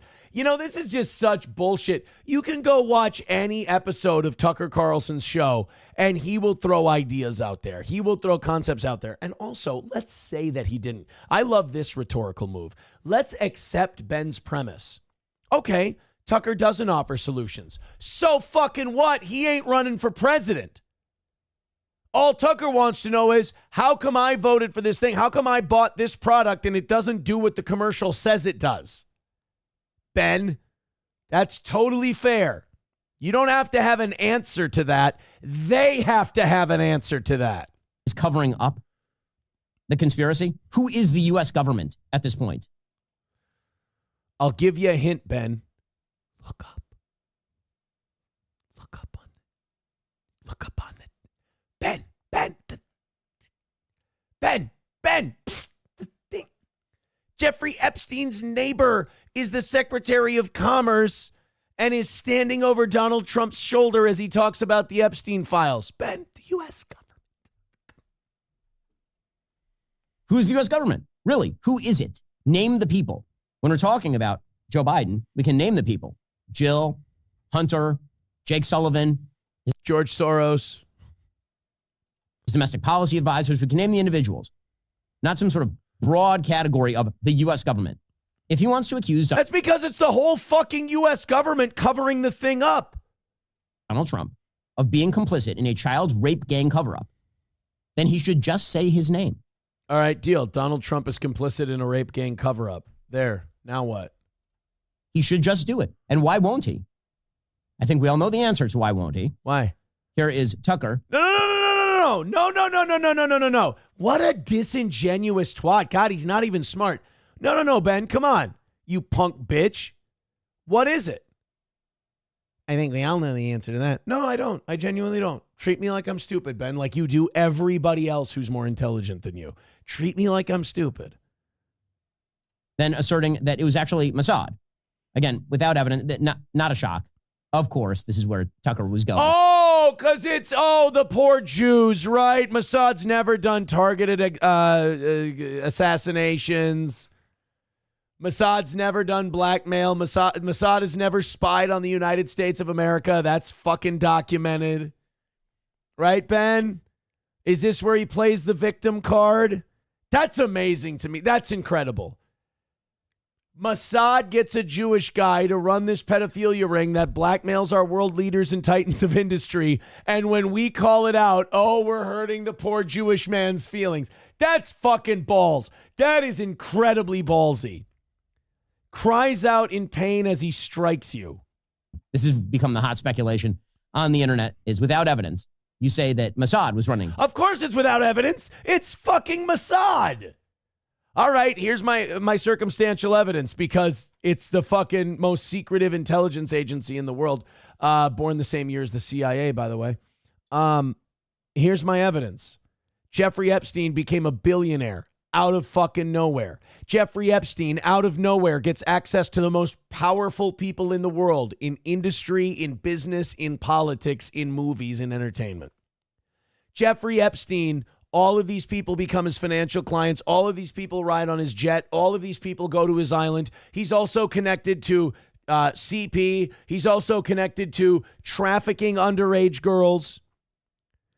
His bottom bitch, Ghislaine Maxwell, in prison for trafficking underage girls and recruiting underage girls to be trafficked by Jeffrey Epstein. Yeah, Ben, there's my evidence. You don't get that by just being a guy. Jeffrey Epstein. When I say without evidence, I mean without evidence. Naftali Bennett, the former Israeli prime minister, said, quote, I believe whatever this guy said. I believe whatever this guy said, Ben. As a former Israeli prime minister, with the Mossad having reported directly to me, I say to you with 100% certainty, the accusation that Jeffrey Epstein somehow worked for Israel or the Mossad running a blackmail ring is categorically and totally false. Hey, guys, shut it down. The former prime minister of Israel said it. Damn. By the way, the CIA never kept anything from Kennedy either. Well, they kept one thing from him, his ability to breathe. So, yeah, I totally buy that. Look at this. Hey, Ben, you know who we could ask for a rebuttal? Virginia Giuffre. Let's see what she thinks with the that's right. She's dead. You know who we could ask for a rebuttal? Jeffrey Epstein. We could ask him. Let's get him on the that's right. I forgot that he was dead too. That's interesting. But don't worry, the Former Israeli Prime Minister swears that his intelligence agency was not trying to blackmail the most powerful people in the United States of America. Why would he deny that? Why would he deny that publicly if it weren't true? Is a lie being peddled by prominent online personalities such as Tucker Carlson, pretending they know things they don't. And in fact, I followed up with the former Prime Minister, Naftali Bennett. Oh, did you, Ben? You were able to just get on the phone with Naftali Bennett? That's amazing. That's why his yarmulke's bigger today. And it's filled with Israeli Jews. What he told me is that Mossad has not been active in the United States against the United States since the Jonathan Pollard scandal of 1987. Oh, guys, hey, don't worry. Mossad says they've had nothing to do with the United States since 1987. It's totally fine. Oh, why didn't you say so? Those guys dancing on 9/11 who showed up back in Israel and said that they were working with Israeli intelligence about the 9/11 thing. Yeah, right. When a U.S. Army contractor who's actually working for the Navy revealed classified information to the Israeli government. He was prosecuted by the United States government and ended up in prison for almost 30 years. And so Israel since then has not spied on the United States. Oh, so Israel hasn't spied on, that's really amazing. So what a coincidence. Israel hasn't spied on the United States since the last time we caught them spying on the United States. That's really... I would like to meet the fucking mental retards. And I don't mean that as like, oh, you're retarded. I mean people who are mentally retarded. I would like to see the people with mental deficiencies that follow the Daily Wire unironically. You are buying this horse shit? You know that one time Israel got caught spying on the United States of America? Yeah, we haven't done it since then.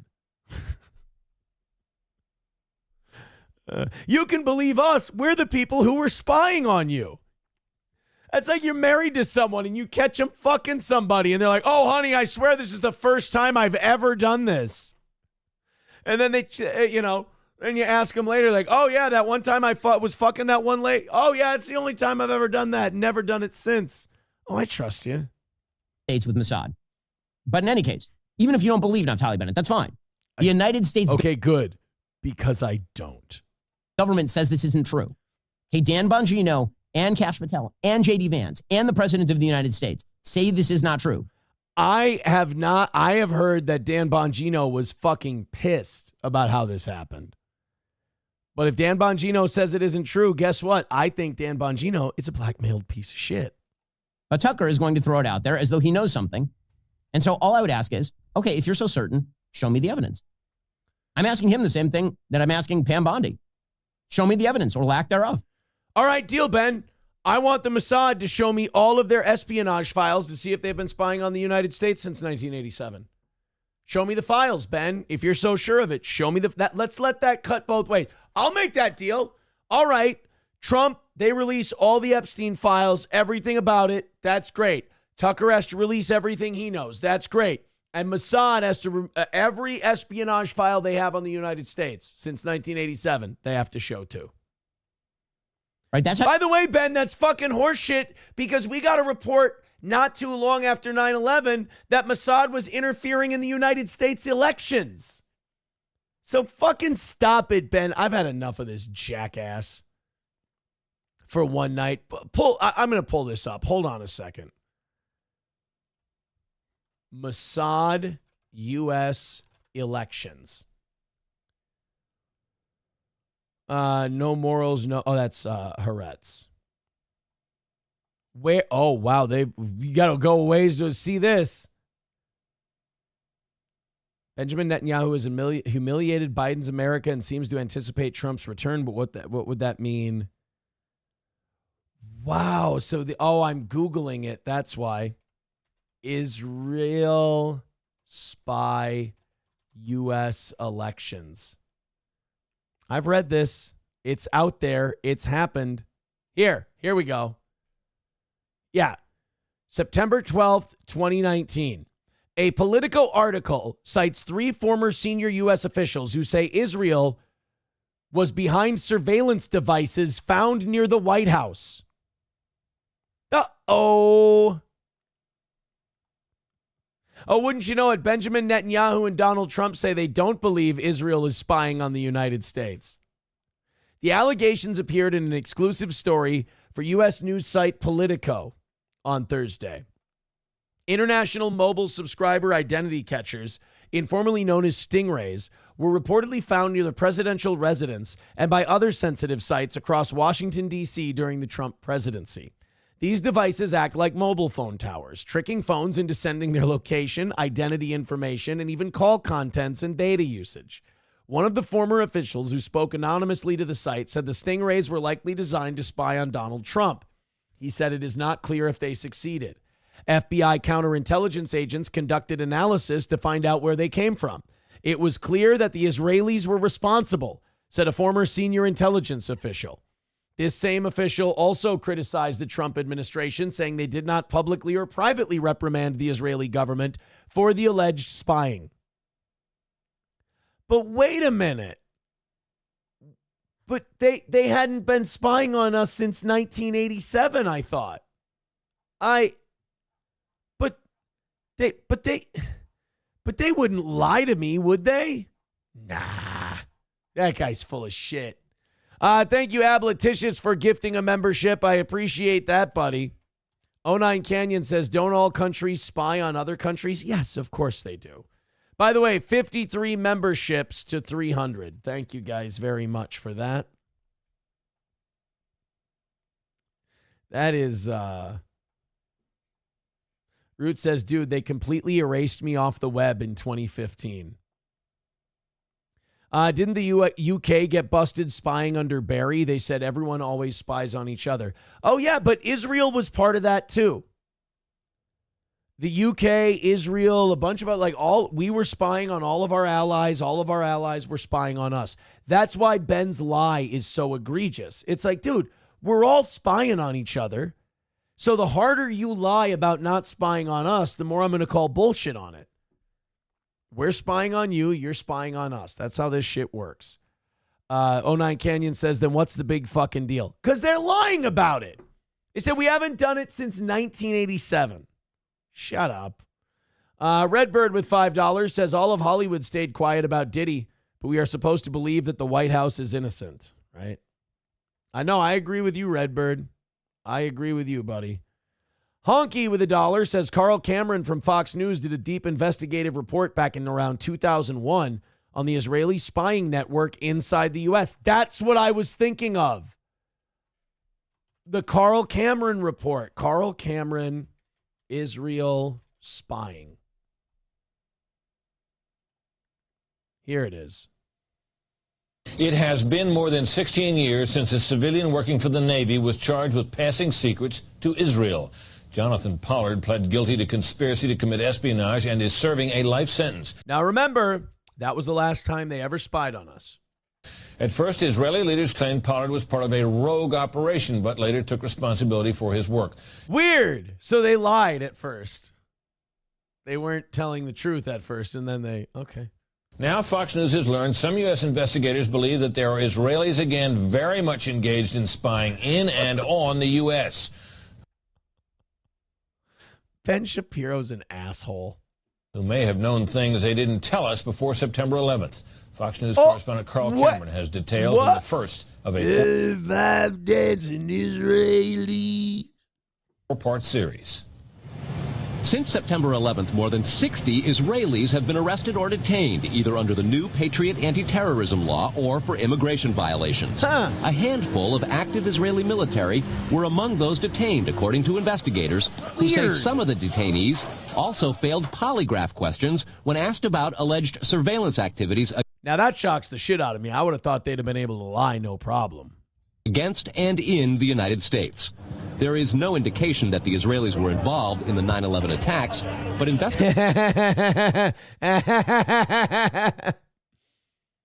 Sorry, I like his outfit. Investigators suspect that the Israelis may have gathered intelligence about the attacks in advance and not shared it. A highly placed investigator said there are, quote, tie-ins. But when asked... You understand that this was a mainstream Fox News report in 2001, early 2002. If you said this today, Ben Shapiro would have you strung up as an anti-Semite. For details, he flatly refused to describe them, saying, quote, evidence linking these Israelis to 911 is classified. I cannot tell you about evidence that has been gathered. It's classified information. Fox News has learned that one group of Israelis spotted in North Carolina recently is suspected of keeping... Come on and raise up. Take your yarmulke off. Spin it around your hand. Twist it around your hand. Spin it like a helicopter. Mossad agents, come on and raise up. An apartment in Sprint a dreidel. California to spy on a group of Arabs who the United States is also investigating for links to terrorism. Yeah. Numerous classified documents obtained by Fox News indicate that even prior to September 11th, as many as 140 other Israelis had been detained or arrested in a secretive and sprawling investigation into suspected espionage by Israelis in the United States. But the former prime minister and Ben Shapiro told me that they hadn't since 1987. You know what? If I were a citizen of Israel and that were my favorite country and that were the country I felt most patriotic towards, I would probably believe them when they tell me that too, just like Ben. Investigators from numerous government agencies are part of a working group that's been compiling evidence since the mid-90s. These documents detail hundreds of incidents in cities and towns across the country that investigators say, quote, may well be an organized intelligence gathering activity. Oh, man, with allies like that, who needs enemies, huh? I mean, they'll keep you busy. Bappa Shab says they used to report the news once in a while back in the day. No, I remember Carl Cameron. He was good. He was really good. My Lost Interest says, Aaron, if the Epstein list was revealed and Trump is on the list and linked to sex trafficking crimes, would that change anything for Trump? Well, I mean, for me, I would want him in prison. If he was committing sex trafficking, yeah, I'd want him in jail. I'd want him impeached. You know, so but would it change anything for him? No, I think a lot of the like hardcore MAGA people would like him, and a lot of the people who are already not fucking with him over this Epstein thing would not fuck with him even more. I think the Civil War would still exist in the MAGA movement, but I think it would be heavily skewed towards the anti-Epstein people. They would be the bigger chunk. Sam Show says his entire government would pretty much collapse. You know, if they don't impeach him, which could the Democrat, you might have enough Republican votes if you get every Democrat to vote to impeach him on that. But then wouldn't that kind of be, as the boys on the casino say, a kamikaze felt? Because then that would mean that all the Democrats that were on that list would have to be exposed as well. You know? Trump likes 6-foot Eastern European models. 6 foot, no. I don't. Trump likes some younger than him. That's for sure. And back in 1998, 2000, how young was young? Is what I would ask. All right, guys, we do have some Cowpot today. That got really heavy. All right, that got really heavy. Let's tone it down a little bit with a little Cowpot. You know, I was thinking about Cowpot today, I'm not going to lie. And then as though YouTube was reading my mind, they shot me some Cowpot stuff today. I wanted to see what our boy was up to. And it sounds like our boy Cowpot is... our boy Cowpot is still going back and forth with Dave 25. Dave 25 is still around. Cowpot is still around. Cowpot is still driving a car that's way too young for a guy his age. And he's also still flashing his gangster roles, as it were. MSO says, I'm so glad that I do not know what the fuck a Cowpot is. Oh, you got to be old school steel toe to know Cowpot. If you don't know Cowpot, I feel bad for you, son. I got 99 problems, but not knowing about Cowpot ain't one. I love the guy. I think Jeff's great. He's just a simple guy. He streams to or he doesn't stream. He posts videos to 50 views. But the craziest thing is there's this little community of like 50 people. And it's kind of like, it's like a little Dabbleverse. You know, those retards, there's like 900 to 1,000 people, and they all go around and watch these same shows, and they're all sharing the same synapse, and they just borrow it. Let me plug it into my brain for a little bit. Here we go. There's this same thing going on with Cowpot, and there's this guy named Papa Grizz. There's Dave 25. There's some lady, and they all make videos about each other. They all do, like I said, 50 to 100 views, and they're just talking shit. Now, it's innocent. It's not like crazy, insane, mentally ill, parasocial shit like the Dabbleverse. This is more just like pro wrestling, talking shit, cutting promos on each other, that sort of thing. So we have our boy Cowpot, and he wants to flash some cash. Now, my favorite Cowpot videos is when he goes through drive-thrus and orders fast food while talking shit about people. And then he'll tell, like, the person at the window, he'll start talking to him about Dave 25. Like, you know, Dave 25, he's this guy. He lives with his mom. He's a butt. And, like, the guy at the drive-thru window will have to listen to all this shit and be like, okay, all right. And Cowpot will tell him this shit like he's explaining The Godfather to him. Loaded Wrench with $5 says, whatever they have, they were allowed to eliminate Gaza and not a peep about it. Hashtag USS Liberty. All right, so let's see what our boy Cowpot is up to these days. I think Cowpot deserves a full screen. Maybe a Cowpot and an Ed and Michelle today. So as you can see in the background, Cowpot just got done at Wendy's. He's driving. I don't know what the fuck Cowpot's driving. Oh, wait, no. Doesn't he have a Sebring convertible? No, PT Cruiser convertible. That's what it is. I think Cowpot still got the PT Cruiser convertible for the summer months. Let's see what our boy's up to. What is it? 16th day of July, coming out today. Oh, he's got himself. Look at the fucking size of that Frosty that Cowpot's got. That's a fuck off Frosty right there. That's a big one from Cowpot. I'm assuming he doesn't have to worry about brain freeze. Keeps that car clean, though. What's going on, Dave? 25 News. Got my Wendy's here. He's just eating it in front of all of us. Just we all know about douche. Shoveling chocolate right into his mouth as he talks to us on the... Okay. Right. His boorish behavior. His dad's Mustang is on the fritz. So he called me. He goes... Now Cowpot's just drinking it down. He wants to talk to us about Dave 25 really bad, but not enough to take a breather from that Frosty. He's just... Well, I mean, if you don't, eat it right away, it goes all liquidy, and God knows we don't want that.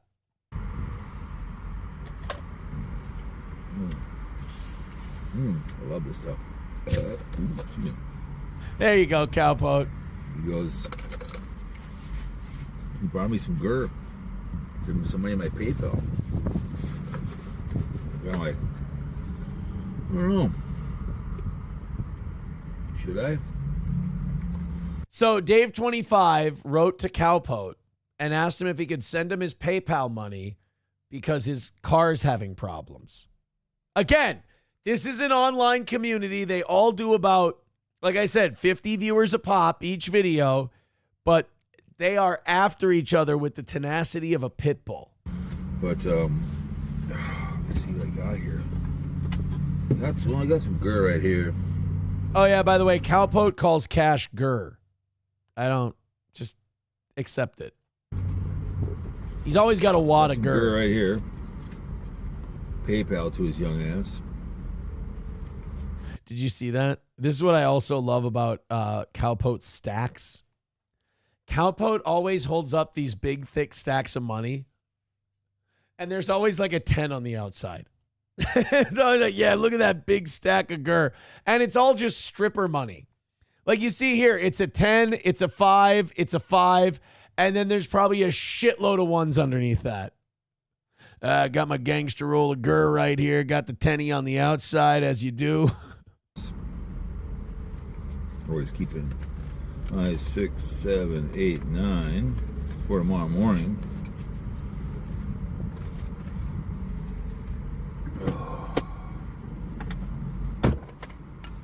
Got that. Let's see what I got for here in PayPal one here. Oh, he's got more. He got more Gurr. He's got cat. He's just lining every pocket. He's like the donkey boy in 21. Here's the other thing you need to know about Cowpot. This is an 8-minute video. You're going to get about 52 seconds of content. You're going to get 52 seconds of content out of Cowpot in 8 minutes. Ryan the Garbage Man says Cowpot and Ed and Michelle crossover.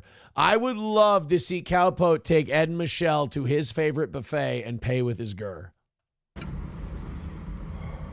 And listen to Cowpot tell Ed and Michelle about Dave 25 and Papa Grizz. Said he needs some, I told him I'd rather send it to Wonder Hussy, but, there's some. Oh, all right, there's some 20s. 5s all stamped up real nice. All right, there's some 20s and some 10s and some 5s. All right, Cowpot's rolling. Got about a tank of gas in there, my man. Yes. PayPal money. He told me to pay it back, so somebody came into my chat room and claimed I gave him money. Well, this will be paid back. Plus 10%. Because his old man, who I've said before, that guy, the day his mother dies,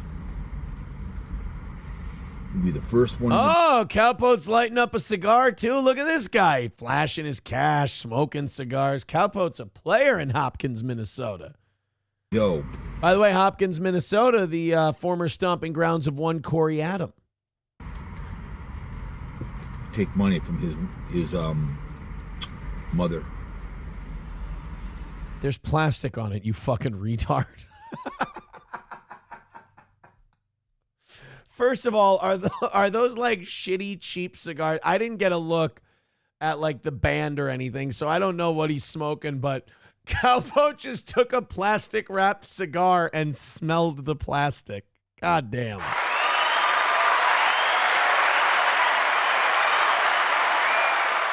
He's about to lick the plastic now. He's going to go, First one will be in that dough. Before. Oh, he's got a scratch off and a cheap cigar. Oh, man. If he puts some shoe polish on and sings Mammy, he's got it. My sister died 888. My aunt on my dad's side, Aunt Bertha, who was 96 years old, never married. They went down there and cleaned out that house in a day. We don't give it. This is what I love about Cowpot. Who fucking cares? I thought this was about Dave 25 and his car problems he's having. I got to see how he smokes that cigar. I'm going to make a prediction. He's a fucking animal. He doesn't have a cutter. He's going to bite that thing. And he's going to use some like shitty chemically lighter instead of like matches or ugh. Even Glencoe had an outdoor shitter. He's going to bite it. His dad. There you go. That's how you smell it, Cowpot. Named him Junior. Now the Mustang needs work. All right. Me up crying. It's not your finger after you put it in someone's snatch, Cowpot. Light the fucker and let's get on with it. I'm like, yeah, all right. I got a PayPal. Get a lot of money from selling computers. Wait, does he have a cutter? Was I wrong? The Sprocker. All right, so quit. Knock it off. I don't know. Maybe I'll float him $500. I don't know.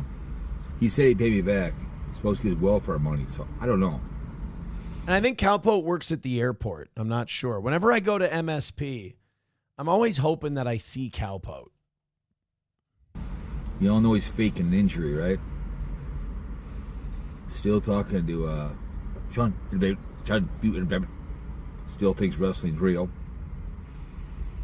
Faking an injury. If he doesn't fucking cut, bite, or light that cigar, I'm going to lose my goddamn mind. Living up the government. Quit smelling it. Just like the hunch, right? Donald J. Now he's pissed off at people that got him into office. He's like, hey, I don't care. He's still smelling the Quit smelling the cock-sucking cigar. Guess what? The chick should get out, the one that's in jail. The uncle is gone. We all know Mrs. Grizz, that was her brother, because her. He's not going to light this fucking cigar, is he? Wendy's and a cigar. I see y'all later, man. I chew you guys wood. It's me, Peckerhead Bobby, Dave 25. We got your money coming toward you, and we'll throw a cigar in there for you too as well. Bitch, please, and I mean bitch, please. There you go, guys. There's my boy Cowpot. That's what he's up to.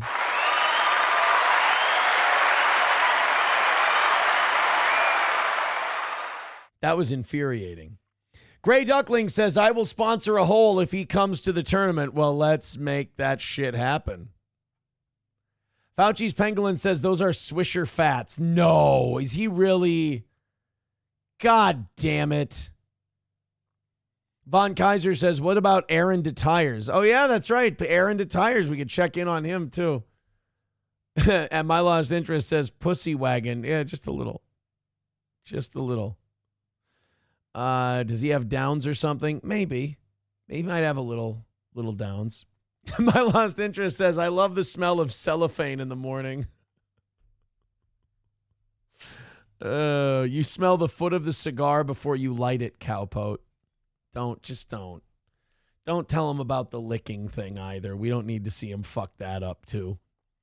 Jesus. You should dive all in with Cowpot, My Lost Interest. Oh, yeah. Go watch some. I can't recommend Cowpot enough. I mean, but like the community that he covers is ridiculous. I mean, it's so ridiculous to me that Cowpot has like this whole, like I said, rogues gallery of people. I need to find. Hold on a second. Let's go. So who's one of these people? Papa Grizz. Let's go to this Papa Grizz guy. He's got 2,600. Oh shit! Did he die? Oh no! Wait a minute. So Cowpot is shitting all over this Papa Grizz guy, and he's fucking dead. Oh well, that makes sense. That makes sense. So this was Papa Grizz. This was one of the guys who used to talk shit about Cowpot, and Cowpot would talk shit about Papa Grizz. And these guys would go back and forth with each other. He looks like puffy diabetic Undertaker. Oh, no. Well, now this took a really sad, fucked up turn. I'm sorry, guys. R.I.P. Papa Grizz, I guess. He's gone. By the way, they didn't put any music to this. They didn't make like a musical slideshow out of it. It's just silence for 1 minute and 4 seconds as they put Papa Grizz shit up there. All right, so about 5 months ago, Papa Grizz kicked the bucket. Well, thanks for telling us. Well, then what's Dave 25 up to? Now I feel like I'm checking in on the old gang, and they're all gone. Oh, no.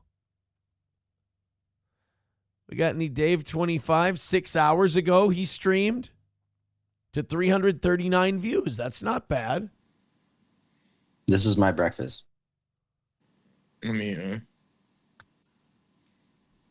homemade bread, homemade focaccia bread, butter, and guava jelly. That's, by the way, that's not Dave 25. That's somebody else. Are you live? Yeah. That's Dave 25. We're live. There he is. There's our boy Dave. Yeah. Let's go. What is wrong with these fucking people? By the way, you're going to jail. Dave got chunky, by the way. Dave got a little chubby. Hell, Nick, you going to jail, boy. You have to find me and catch me first. We're putting Nicky Abbott away. You're done until September 1st, Nick. I know. I got suspended for burning my MAGA hat. They're putting you away. They said, no. I just want to point out this goes on for 3 hours and 12 minutes. Let's jump ahead to like the middle of this podcast and see where they're at. Yeah. The three times you were in my van. How the fuck does this have 37 people watching it at this point? Stage. or you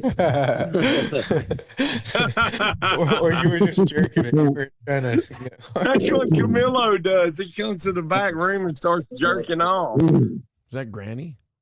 So that's like the whole little YouTube community minus Papa Grizz, because apparently he died, that Cowpot is involved in. That's that whole universe. So my lost interest, if you feel like diving in, dive in. MSO says, now that Aaron mentions Cowpot, he's a goner. No, Cowpot can't die. Cowpot can't die. Cowpot's going to be around forever. Cowpot's going to be around longer than I will be. I promise you. Hey, I got some good news for you guys. Donald Trump announced, Donald Trump needed a W today. He was having a little bit of, I don't know if you know, a little bit of trouble with the Epstein stuff. So he did announce today, however, that Coca-Cola is going to start using cane sugar. So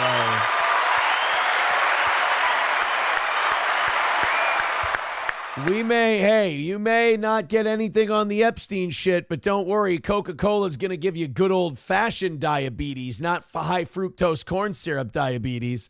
You're going to get it the good old-fashioned, honest way. Isn't that something? Like, how fucking unhealthy are we? That it's a brag that we're like, yeah, we're going back to really shitty sugar instead of the super ultra shitty sugar that you were putting in your body. The things we consider wins at this point. MSO says, well, it's about fucking time, right? Thank God the United States notches a win by going back to cane sugar in Coca-Cola. All right, let's do one more story. Then we will check in with Ed and Michelle. This is a Peeping Tom story. I follow these every once in a while because it's worth it to point out, if you run across any of these like Peeping Toms or stalkers or anything like that, you got to nip that shit in the bud, because these people have a pathology and they only get worse.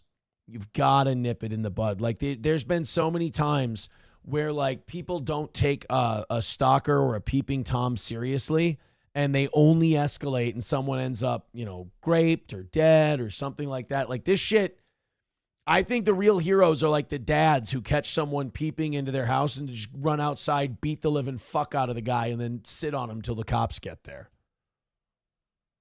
Oh, here we go. This man, and he's caught on camera because he is peeping into a teenage girl's bedroom window. Yeah, like the dad comes out and just beats first of all, his shirt's all hiked up. The second you see this, the dad comes out with the shovel, beats the living fuck out of the guy. To me, that's justice. And by the way, this is in Plano. If you don't know where Plano is, Plano's in Texas. They shoot you and they bury you in the hills outside Terralingua. How do I know? Still got the shovel. This is happening in East Plano. The girl's mother talking to our Aaron Jones tonight, saying that this guy... Hey, Aaron Jones needs to focus on getting ready for the season, okay? We gotta win this year. Has shown up at least 10 times in the last 5 months, and it's getting worse. It always gets worse. That's why you have to stop these guys immediately, defend your property to the fullest extent, get the cops out there, make sure this person goes away. We don't take this kind of stuff. We don't take this kind of stuff near serious enough. Let's get stupid with $1.99. Says, do research before you stream, Aaron. I'm sorry. Is it because Papa Grizz was dead? I apologize. I didn't expect to be going like on a deep dive into Dave 25 and Papa Grizz. I apologize. Nidra Bounds says first it was a man's face suddenly appearing in her 13-year-old daughter's window. Then he started to linger. He'll come, he's stumbling drunk. He's clearly at this point targeting her. Determined to protect her daughter, the East Plano mom installed blackout curtains, floodlights, and additional security cameras, hoping it would scare him off. How about a gun? How about dad? We've made about 4 or 5 phone calls, I think, to the police at this point, and it just keeps escalating. She says recently... Nidra Bounds, more like needs ya boundaries. Am I right, everybody? The man exposed himself. That's really the most concerning thing, is that he's been caught with his pants down. He's seeking her window. She's a little girl. She doesn't want to think about those things. She posted a picture of the man on social media, hoping someone would be able to identify him, and says the response has been overwhelming. Everybody just, I'll give you a camera. Like, can I bring you a camera? I'll sit outside your house. No, we cap this guy. You cap this guy. You call it self-defense. Find me an attorney that's, or an attorney. Find me a jury that's going to convict you of, find me a jury that has parents on it that's going to say that you're guilty if you come around the corner and you blow this guy's fucking head off. First of all, you're doing the world a favor. Second of all, nobody's going to find you guilty. Meanwhile, Plano police confirm they're investigating, and detectives are reviewing videos of the man. He's clearly a danger to the public. Bounce hopes whoever this is... He's a danger to your 13-year-old daughter. You got to do something about this. This kind of shit gets worse. These people can't control themselves. It is, repeat after me, it's a pathology. They don't get better. It's pathological. They continue and they escalate. They don't live in the same world you and I do. Not soon. In Plano, Aaron Jones, CBS News, Texas. Well, let's come on. Sometimes I wish Texas would be a little more Texas than Texas actually is, because shit like that happens. They got to go. They got to go. Ed and Michelle, now you fagger off. Sorry, Vidam. I'll get there. 09 Canyon says a teenager's room, death penalty. Yes. Cocktiff says my ex-wife is from Plano. It's upper middle class. Okay, so they're not like Texas. They're like Texas. Just put an alligator in your yard. Yeah, 09 Canyon, use the 3S system. Shoot, shovel, and shut up. MSO theorizing that that's Fernando Valenzuela. We'll find out who it is. If it's Fernando Valenzuela, we'll find out how. Tell him to wind up for us. If you ask him to, the answer will be in the wind up. Be a bitch if you found out it was Hideo Nomo.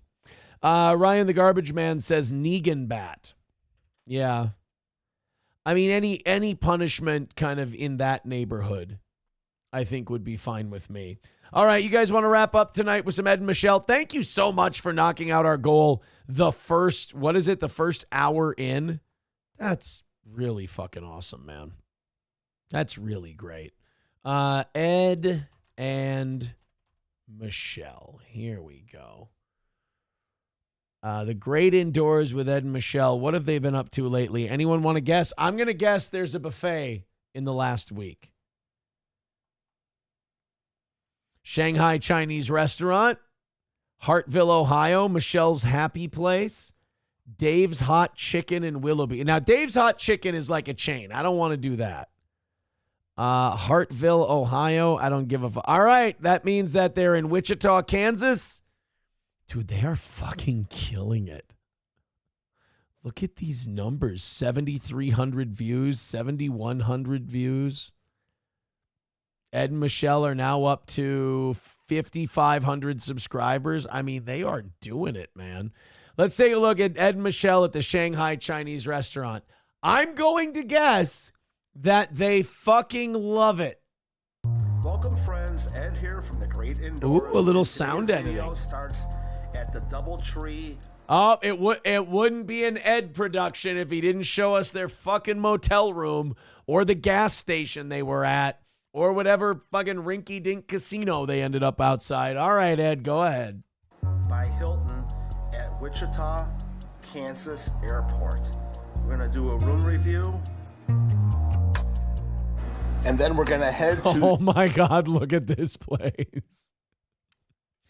That used to be like a Baker's Square or a Bonanza or a Ponderosa or something like that. That used to be one of those 90s chain, like, casual dining restaurants.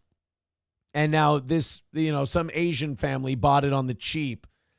And they, they cook you meat that you don't ask questions about. Shanghai Chinese restaurant for dinner.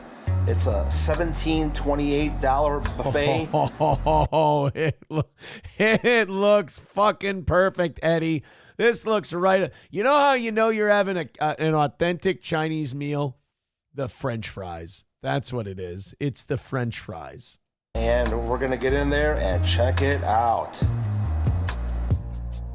Ed's got a little bit of Coke voice going on, doesn't he? Like maybe the sinuses are a little... Ed, you been zooted? Hey friends, Ed here with Michelle and the Great Indoors, and we are in Wichita, Kansas. And oh, you dirty whores. You had a one king bed. We know what you guys did. We are staying at the Doubletree, right? By the Wichita airport. Right. And Michelle, you got a good rate on this room. We're on our way home from Vegas, and we're stopping here on a Saturday night. I think, what was it, 138 out the door for this nice king size room here, right? 138 out the door for this nice, beautiful room that looks like every hotel room you've ever been in. Actually, sadly, 138 is not bad nowadays. 138's about standard. That's what you're going to pay. Remember when you would drive by the Motel 6 when you were a kid, be like $39.99? And I mean, sure, you left with VD and you didn't even fuck anyone, but like, it's cheap. It's got a refrigerator here. I remember if you paid over $100 for a hotel, like when I was 18, 19, 20, 21, if we go to a concert or something, if you paid over $100 for a hotel room, that was a nice hotel room. And a safe. We didn't have a refrigerator in our Vegas hotel. No. And it was kind of beaten up in there a little bit. Yeah, Vegas doesn't do the refrigerators anymore. They want you to go out and eat at all their expensive restaurants. That's what keeps the lights on now. People don't gamble as much as they used to. Vegas's gambling revenue is not where it used to be. Now it's all in like the famous chefs and their naming rights restaurants that they have and in the shopping centers and all of that. That's how they're keeping the lights on in Vegas.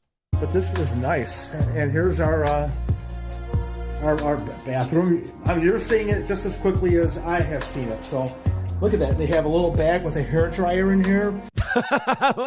like I said, these two are impressed by the craziest shit. Look, it's a bag. It's a canvas bag. It has a shitty hairdryer in it. Isn't that nice? They wrote hairdryer on it. Look at how that's covered with a little container for the bath, the toiletry over there. And you have it's called toilet paper, Ed. It's fine. You know, that's so you don't wipe your ass with the hairdryer by accident. They have it all labeled. Body lotion over here on the side. Oh, Michelle can get down with that. There's a little crack in the sink right there, but no big. Ask for your money back, Ed. That's where bacteria grows. You know, the toilet looks really well maintained. Let's take a look. There's a big Michelle turd in there. Ed opens it up, and Michelle's like, oh, sorry, I had some tummy troubles earlier. Just a big, there's like a big fucking sea dragon turd in there covered in toilet paper, and then more dump on top. Like Michelle made a poop lasagna. I didn't know I wasn't done yet after the first wipe, so I had some more. Let's check out the toilet. How's it look? Oh, God, Michelle, you fucking wrecked the toilet already. Okay, that looks good. And the glass shower doors maintained. For the exhibitionist in you. All right, let's get to the fucking Chinese buffet, Ed. We get it. We see where you guys are going to lotion up. It's one of the more popular restaurants in the area. There's a lot of restaurants on the way through here, and a lot of them weren't very busy, but look at the parking lot here. This is all for the buffet. It's almost like Wichita, Kansas is full of white trash. So I think we made a right choice to come here. Absolutely. You ready, Michelle? I'm so ready. All right. They're open. They're closed on Monday and Tuesday. Oh, that's a sign of a successful joint. Michelle's like, yeah, I'm ready. You saw the big fucking duker I laid in the toilet. I'm ready for a buffet. I've emptied. But otherwise, they're open from 11 a.m. until 8:30 p.m. And the lunch price is $14.49, and we're in the dinner mode right now, and we get $1 off, $17.29 plus tax. 28. $17.28 plus tax. Ed, let's fucking read numbers, buddy. 28, whatever, same thing. Okay. Oh, we're getting kind of lippy. Yeah. And they have 2, please. Okay. And I'm already happy even before we start because they have the rice noodles here. But also, well, I mean, it's a home run right off the bat.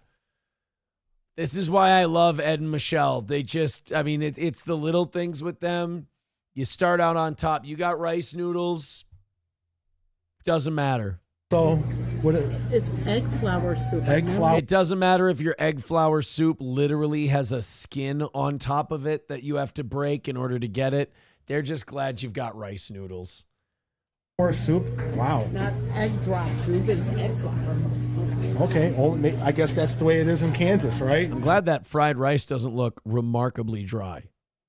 Fried rice, vegetable lo mein noodles, and there we go. Rice noodles. Oh, yeah. You can mix that up with a lot of different things. I love it.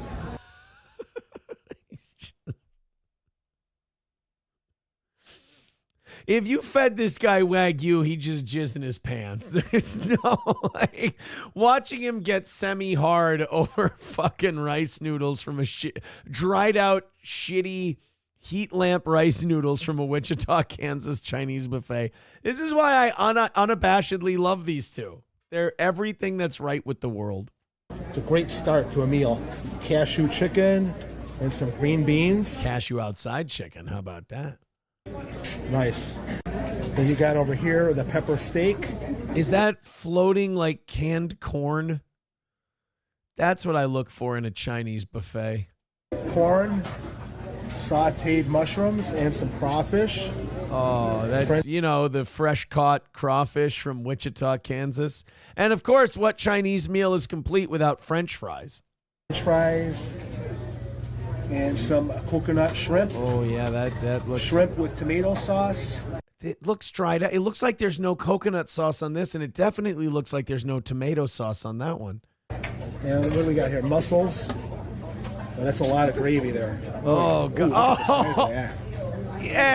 Let's skip the mussels, buddy. That doesn't look right. And you got your salt and pepper shrimp. And this is some steamed rice, I would imagine. There you go.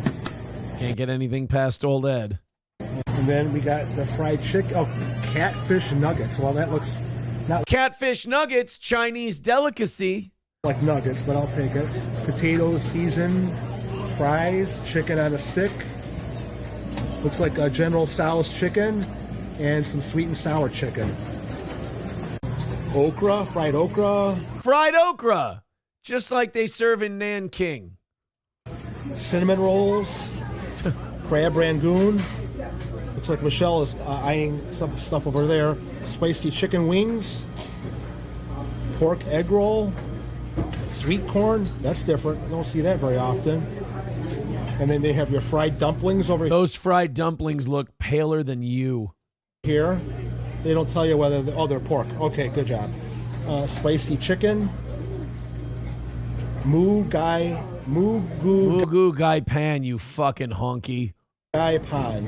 All right, broccoli and beef, barbecue ribs, and on the other side is the hot and sour soup. Again, another one with the fucking skin on top of it. All right, let's go sit down. Let's see what you guys got. Let's see let's hear how fucking amazing this middle of the road Wichita, Kansas Chinese restaurant is. They have that soup that's flour. What is it called again? Egg of flour soup. And they have what's the other one? That miso soup over there. But they do not have wonton soup here. Did you notice that? No. Wow. But this is what I ended up going with: the pork ribs, barbecued ribs, the rice noodles, and this veggie combination. Looks like there's cabbage in there, zucchini, peppers. I think, oh yeah, there's some chicken in there too. I'm going to mix it all together. I was going to say, Ed, what the fuck is this discolored slop that you're eating? With my noodles over there. And the noodles don't move. You have to move the rice, his beloved rice noodles. You've got to move them in one solid chunk. They don't like roll together. All of his stuff is just moving in like icebergs, in chunks. That way with it. And we weren't even considering what each other were getting. But Ed just tried to mix together all of his rice noodles and nothing happened. Michelle got a lot of this. She got the rice thing, or you didn't get the rice, but you got the veggie thing. Right. What else did you get there? Crab rangoon, pork egg roll, pepper steak is over here. Yeah. And then jalapeno chicken. Could these two be shittier Chinese food getters? Could I can't find two shittier plates at a Chinese buffet. Some kind of chicken, I forgot what it was. With jalapenos, yeah. All right. I just want to reiterate, I love these two though. Every place is amazing. Every place is the best. And every place looks like a dried out heat lamp, middle of the road, slopped together Chinese buffet. And they act like they just discovered fire. Get into it and let you know what we think of it. All right. So far, the egg flour soup is Yes, Loaded Wrench with $2 says, is that a one-person booth? Yes, it is. good. It has carrots and peas in there and Yeah. noodles. Oh, so, yeah. So you're in for... Is the temperature No offense, that looks like shit. just right for you, though? Oh, yeah. Okay. Gotta make sure. All right. Okay, we're getting into it, and you were saying something about the food getting all mixed together. It works really well. I had the jalapeno chicken. Yeah. And I dropped my egg roll by accident in there. That's really good sauce. She just discovered dipping your food in sauce. Good job, Michelle. All right, here's what I did, Ed. So I took all the food I had, and I could have separated it out like an adult, but I just decided to put it in one slop bucket and just eat it that way. I wanted all the flavors of my food to run together into one slop pile. Is that a sweet and sour sauce? And I gotta say, mixing the rice noodles with that veggie combination that has chicken in it was a great move on my part. It really... Dude, don't tell Ed about stir fry. You're going to blow his fucking mind. He's not going to be able to handle it. Does set off each other really well. Yeah. And the pork ribs are very tasty. They're kind of on the drier side. They're not very tender, but... Might have something to do with it being a fucking $15 Chinese buffet with heat lamps. You know what? I'm still enjoying it. And this is really good. This flour soup thing over there it's not very salty. It's very smooth going down. It's got a unique flavor to it, and I'm enjoying it. That too looks like watery piss. All right. We're going to eat. All right, where's our next one coming from? Oh, here we got another plate. Just put out cashew chicken. Right. Cashew chicken, sweet corn. I don't know what sweet corn is. And corn that's sweet. There you go. Oh, wow. Dick. It's breaded, too. And I'm in Kansas, so it's known for corn and green beans. Okay. We'll let you get into that, and then you can tell us about it afterwards. All right. Michelle, it's a fucking fork. Stab it. Oh, my God. I'm watching Michelle try to use a fork to scoop up chicken. Michelle, honey, just the little prongs on the thing? If you just stab the chicken with the prongs, you can then use that to... I'm curious, what does breaded corn taste like? Show the inside of that, Michelle. Can't really see much of anything. It looks in awful. There, but tell me, would you think that Deep fried corn. Deep fried corn. Just like they put Is it good by just like they make in Shanghai itself, or do you think that it needs something to help it along? It's just deep fried corn. Yeah. Has butter in there in the middle of it already. Yeah. It's not that bad. The tail end of it, right in there. All right, now we get to taste that lovely Wichita, Kansas crawfish. Right there, that's where the meat is, right in that zone over there. Then you got the shrimp here with tomato sauce, but it looks like it's got some peas in there too. No offense, Ed, that looks terrible too. If you guys talk about how great this place, I don't mind if you guys give this place like a 6.5 and you say it's average, it's whatever. If you guys tell us how fucking amazing this place is, I'm gonna lose my goddamn mind. This is their chicken wings. To give you an idea, that's a big chicken wing. Okay, and that's what you go to a Chinese buffet for. Ultimately, boys and girls, you go there for the chicken wings. Just so you know, that's right by Michelle's mouth. See, right?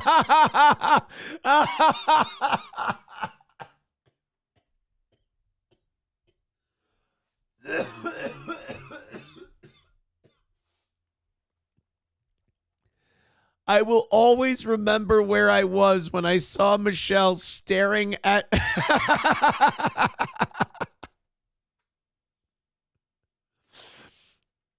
When I see Michelle staring at Ed's chicken wing,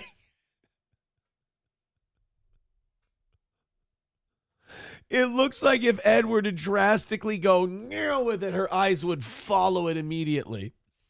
Oh, this is the best. Right by Michelle's mouth. See, right there? Yeah, it's pretty big. So anyway, I'm going to get it. Let's try this shrimp right away before I turn the camera off. because I really am anxious to. Oh, yeah. Ed, don't get cheated. You know, put 5 on there at once. It's not like shrimp can be a choking hazard. Get an idea if this is going to be any good, right, Michelle? Her titties are just sitting on the fucking table. She's just resting those big, heavy jugs right there on the fucking table. This might be one of my favorite Ed and Michelle's ever. Ed's choking down shrimp while Michelle just gives her titties a rest. It's not hot. It's just like it is, tomato sauce. Okay. You know, tomato soup type thing. And it's not spicy, like, you know, like hot. But it's good. It's different. You should. I don't think these two, like, listen to each other. I think these two, because you heard her say, okay. And then he just goes on babbling about his fucking shrimp and peas. And she's just sitting there, just flopping her tits down on the table, soaking up all that sweet and sour sauce she spilled. If you're interested in trying it, I would recommend it. Okay. But, you know, don't be surprised if it doesn't knock your socks off with heat or spice, you know? It's just solid. It's very solid. Do you think Ed yells at Michelle in between takes? Like, if he feels like she did something wrong, he, like, yells at her? Because she looks beaten down in this one. These chicken wings are really good, actually. I had one already, and this is my second one. And it's very crispy on the outside, very tender on the Ed, you need to get some sleep, brother. You're burning the candle at both ends here, dude. Inside, it's got really good flavor, and I'm even enjoying the crawfish that I had on my plate. They're all gone, but I'm going to get into this and fish it. And why are we going to the Michelle, Chinese buffet for the chicken wings? Overall, what would you say? You would say rate this place? It's pretty good. Oh God, ready, guys? Here comes the rating of the shitty, average Chinese food place that they're blown away by. Good or what? Pretty good, yeah. The temperature on the food, has everything been hot for you there? Yeah, me too. Everything's been tasty, not over the top awesome, or nothing was bad. It was just good, solid buffet, you know. And that's all you can hope for when you go. Sometimes everything's been restocked. You were just commenting earlier about how everything is overflowing and stuff like that. So well, the food place keeps the food out there, and it's hot. Like I said, you want Ed and Michelle to review your restaurant if you have one, because they are an easy W, man. All right, well, there's another win for the Ed and Michelle.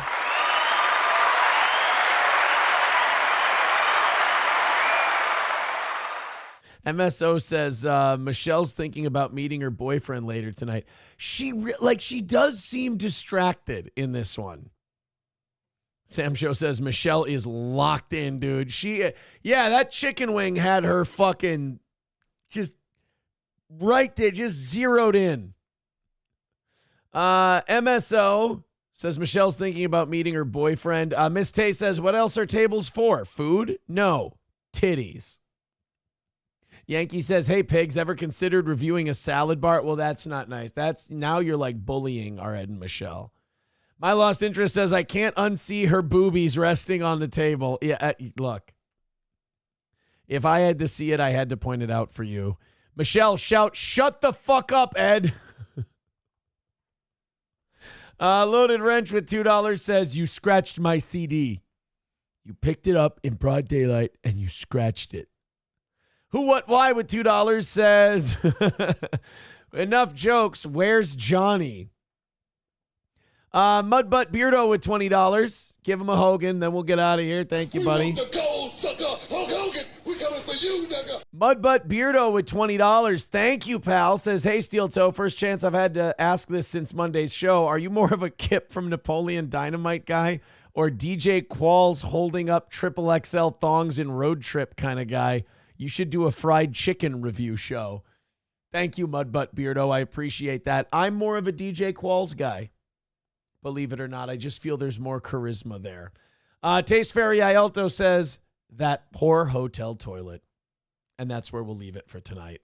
Thank you guys very much. I appreciate you being here. Hit like and subscribe on your way out. We'll talk to you tomorrow morning, bright and early at 6 a.m.